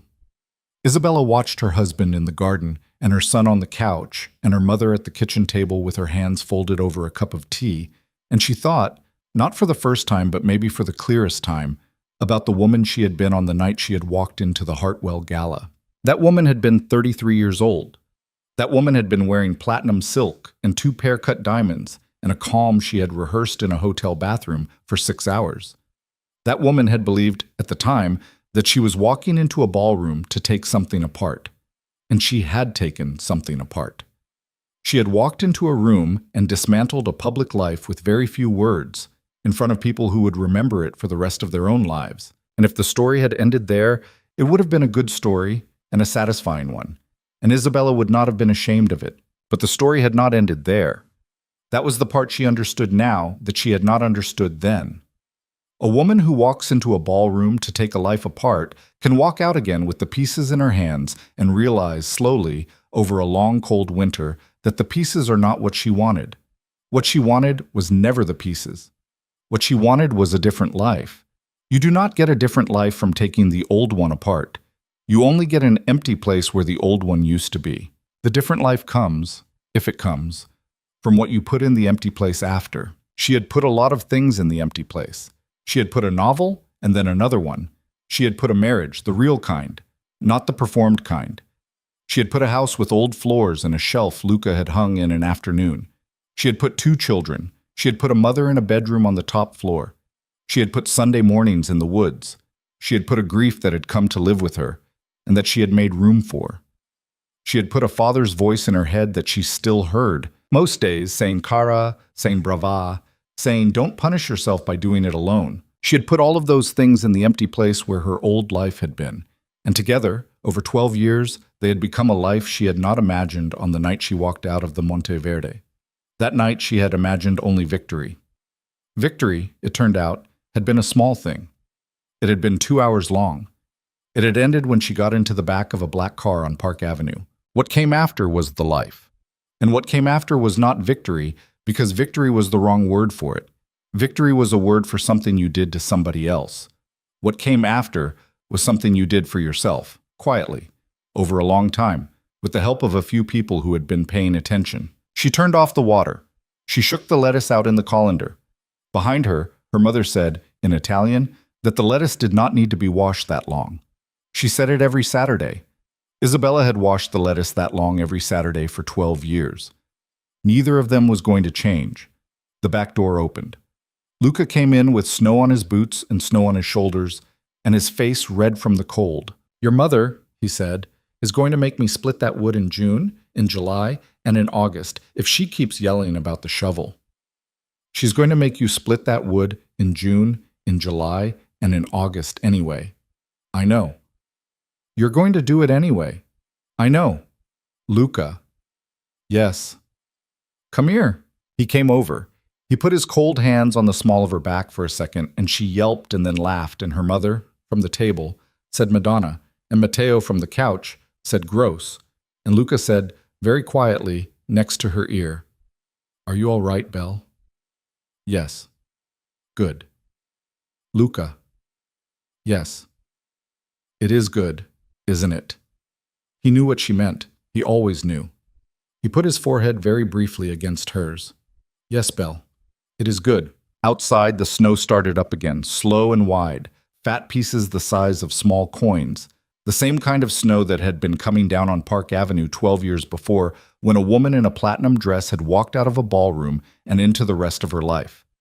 Inside the kitchen, the radiator hummed, and the lettuce was in the colander, and somewhere a train out of Providence was carrying a 19-year-old girl down the Hudson line toward her mother's house, and the oven was preheating, and a boy on the couch was deciding between 2 recipes, and a woman at the table was humming a song she had learned from her own mother 65 years before, and a man was taking off his wet coat. The best revenge, Isabella had come to understand, is not making the other person small. The other person makes themselves small on their own. Eventually, if they are that kind of person, and if they are not that kind of person, no amount of ballroom performance is going to make them small for you. The best revenge is not even a revenge. The best revenge is what you build, with your hands, in the ordinary quiet years after the ballroom, with the people who had been waiting for you to notice that they were there. The best revenge is a Saturday afternoon in January with wet lettuce, and your mother correcting you and your husband's cold hands on the small of your back. She had walked into a gala to win a war she had already won. It had taken her 12 years of winter Saturdays in a kitchen in the village to understand that the gala had not been the victory. The victory had been everything after. The victory had been, was, and would continue to be the slow, ordinary work of putting a life together after the old one had fallen away, of choosing, every morning, to stay inside a life you had made on purpose, instead of one that had been arranged for you. The snow kept coming down. The radiator hummed. Somebody, probably Matteo, turned on a kettle. Her mother stood up slowly with both hands on the edge of the table and shuffled over to the stove to start something else that did not need starting. Luca hung his coat on the hook by the back door. Outside in the garden, the shovel lay where he had left it, and the snow was already beginning gently to cover it. Isabella Varelli, 45 years old, novelist, wife, mother, daughter, stood at her kitchen sink in her own house with her family at her back, and she looked out at the falling snow, and she did not think this time about the ballroom, or the platinum dress, or the man at table 3, or any of it. She thought about dinner. She thought, the lettuce is washed, and Costanza's train gets in at 6, and I need to take the bread out of the freezer. That was the real ending. That was the one nobody tells you about when you are 33 years old and planning your entrance. The story you are building is not the one you walk into a ballroom to tell. The story you are building is the one in which, one ordinary Saturday, 12 years later, you stop having to tell the ballroom story at all. And that, in the end, was the thing she had rebuilt. Not an empire, not a kingdom, a kitchen, a family. A life so quietly good that the loudest night of it had faded, over a long time, into a thing that had happened once, a long time ago. To a younger woman she still remembered with a certain fondness, the way you remember a friend who helped you move one summer and then moved away herself, and whom you thanked later when you were finally settled for everything she had done.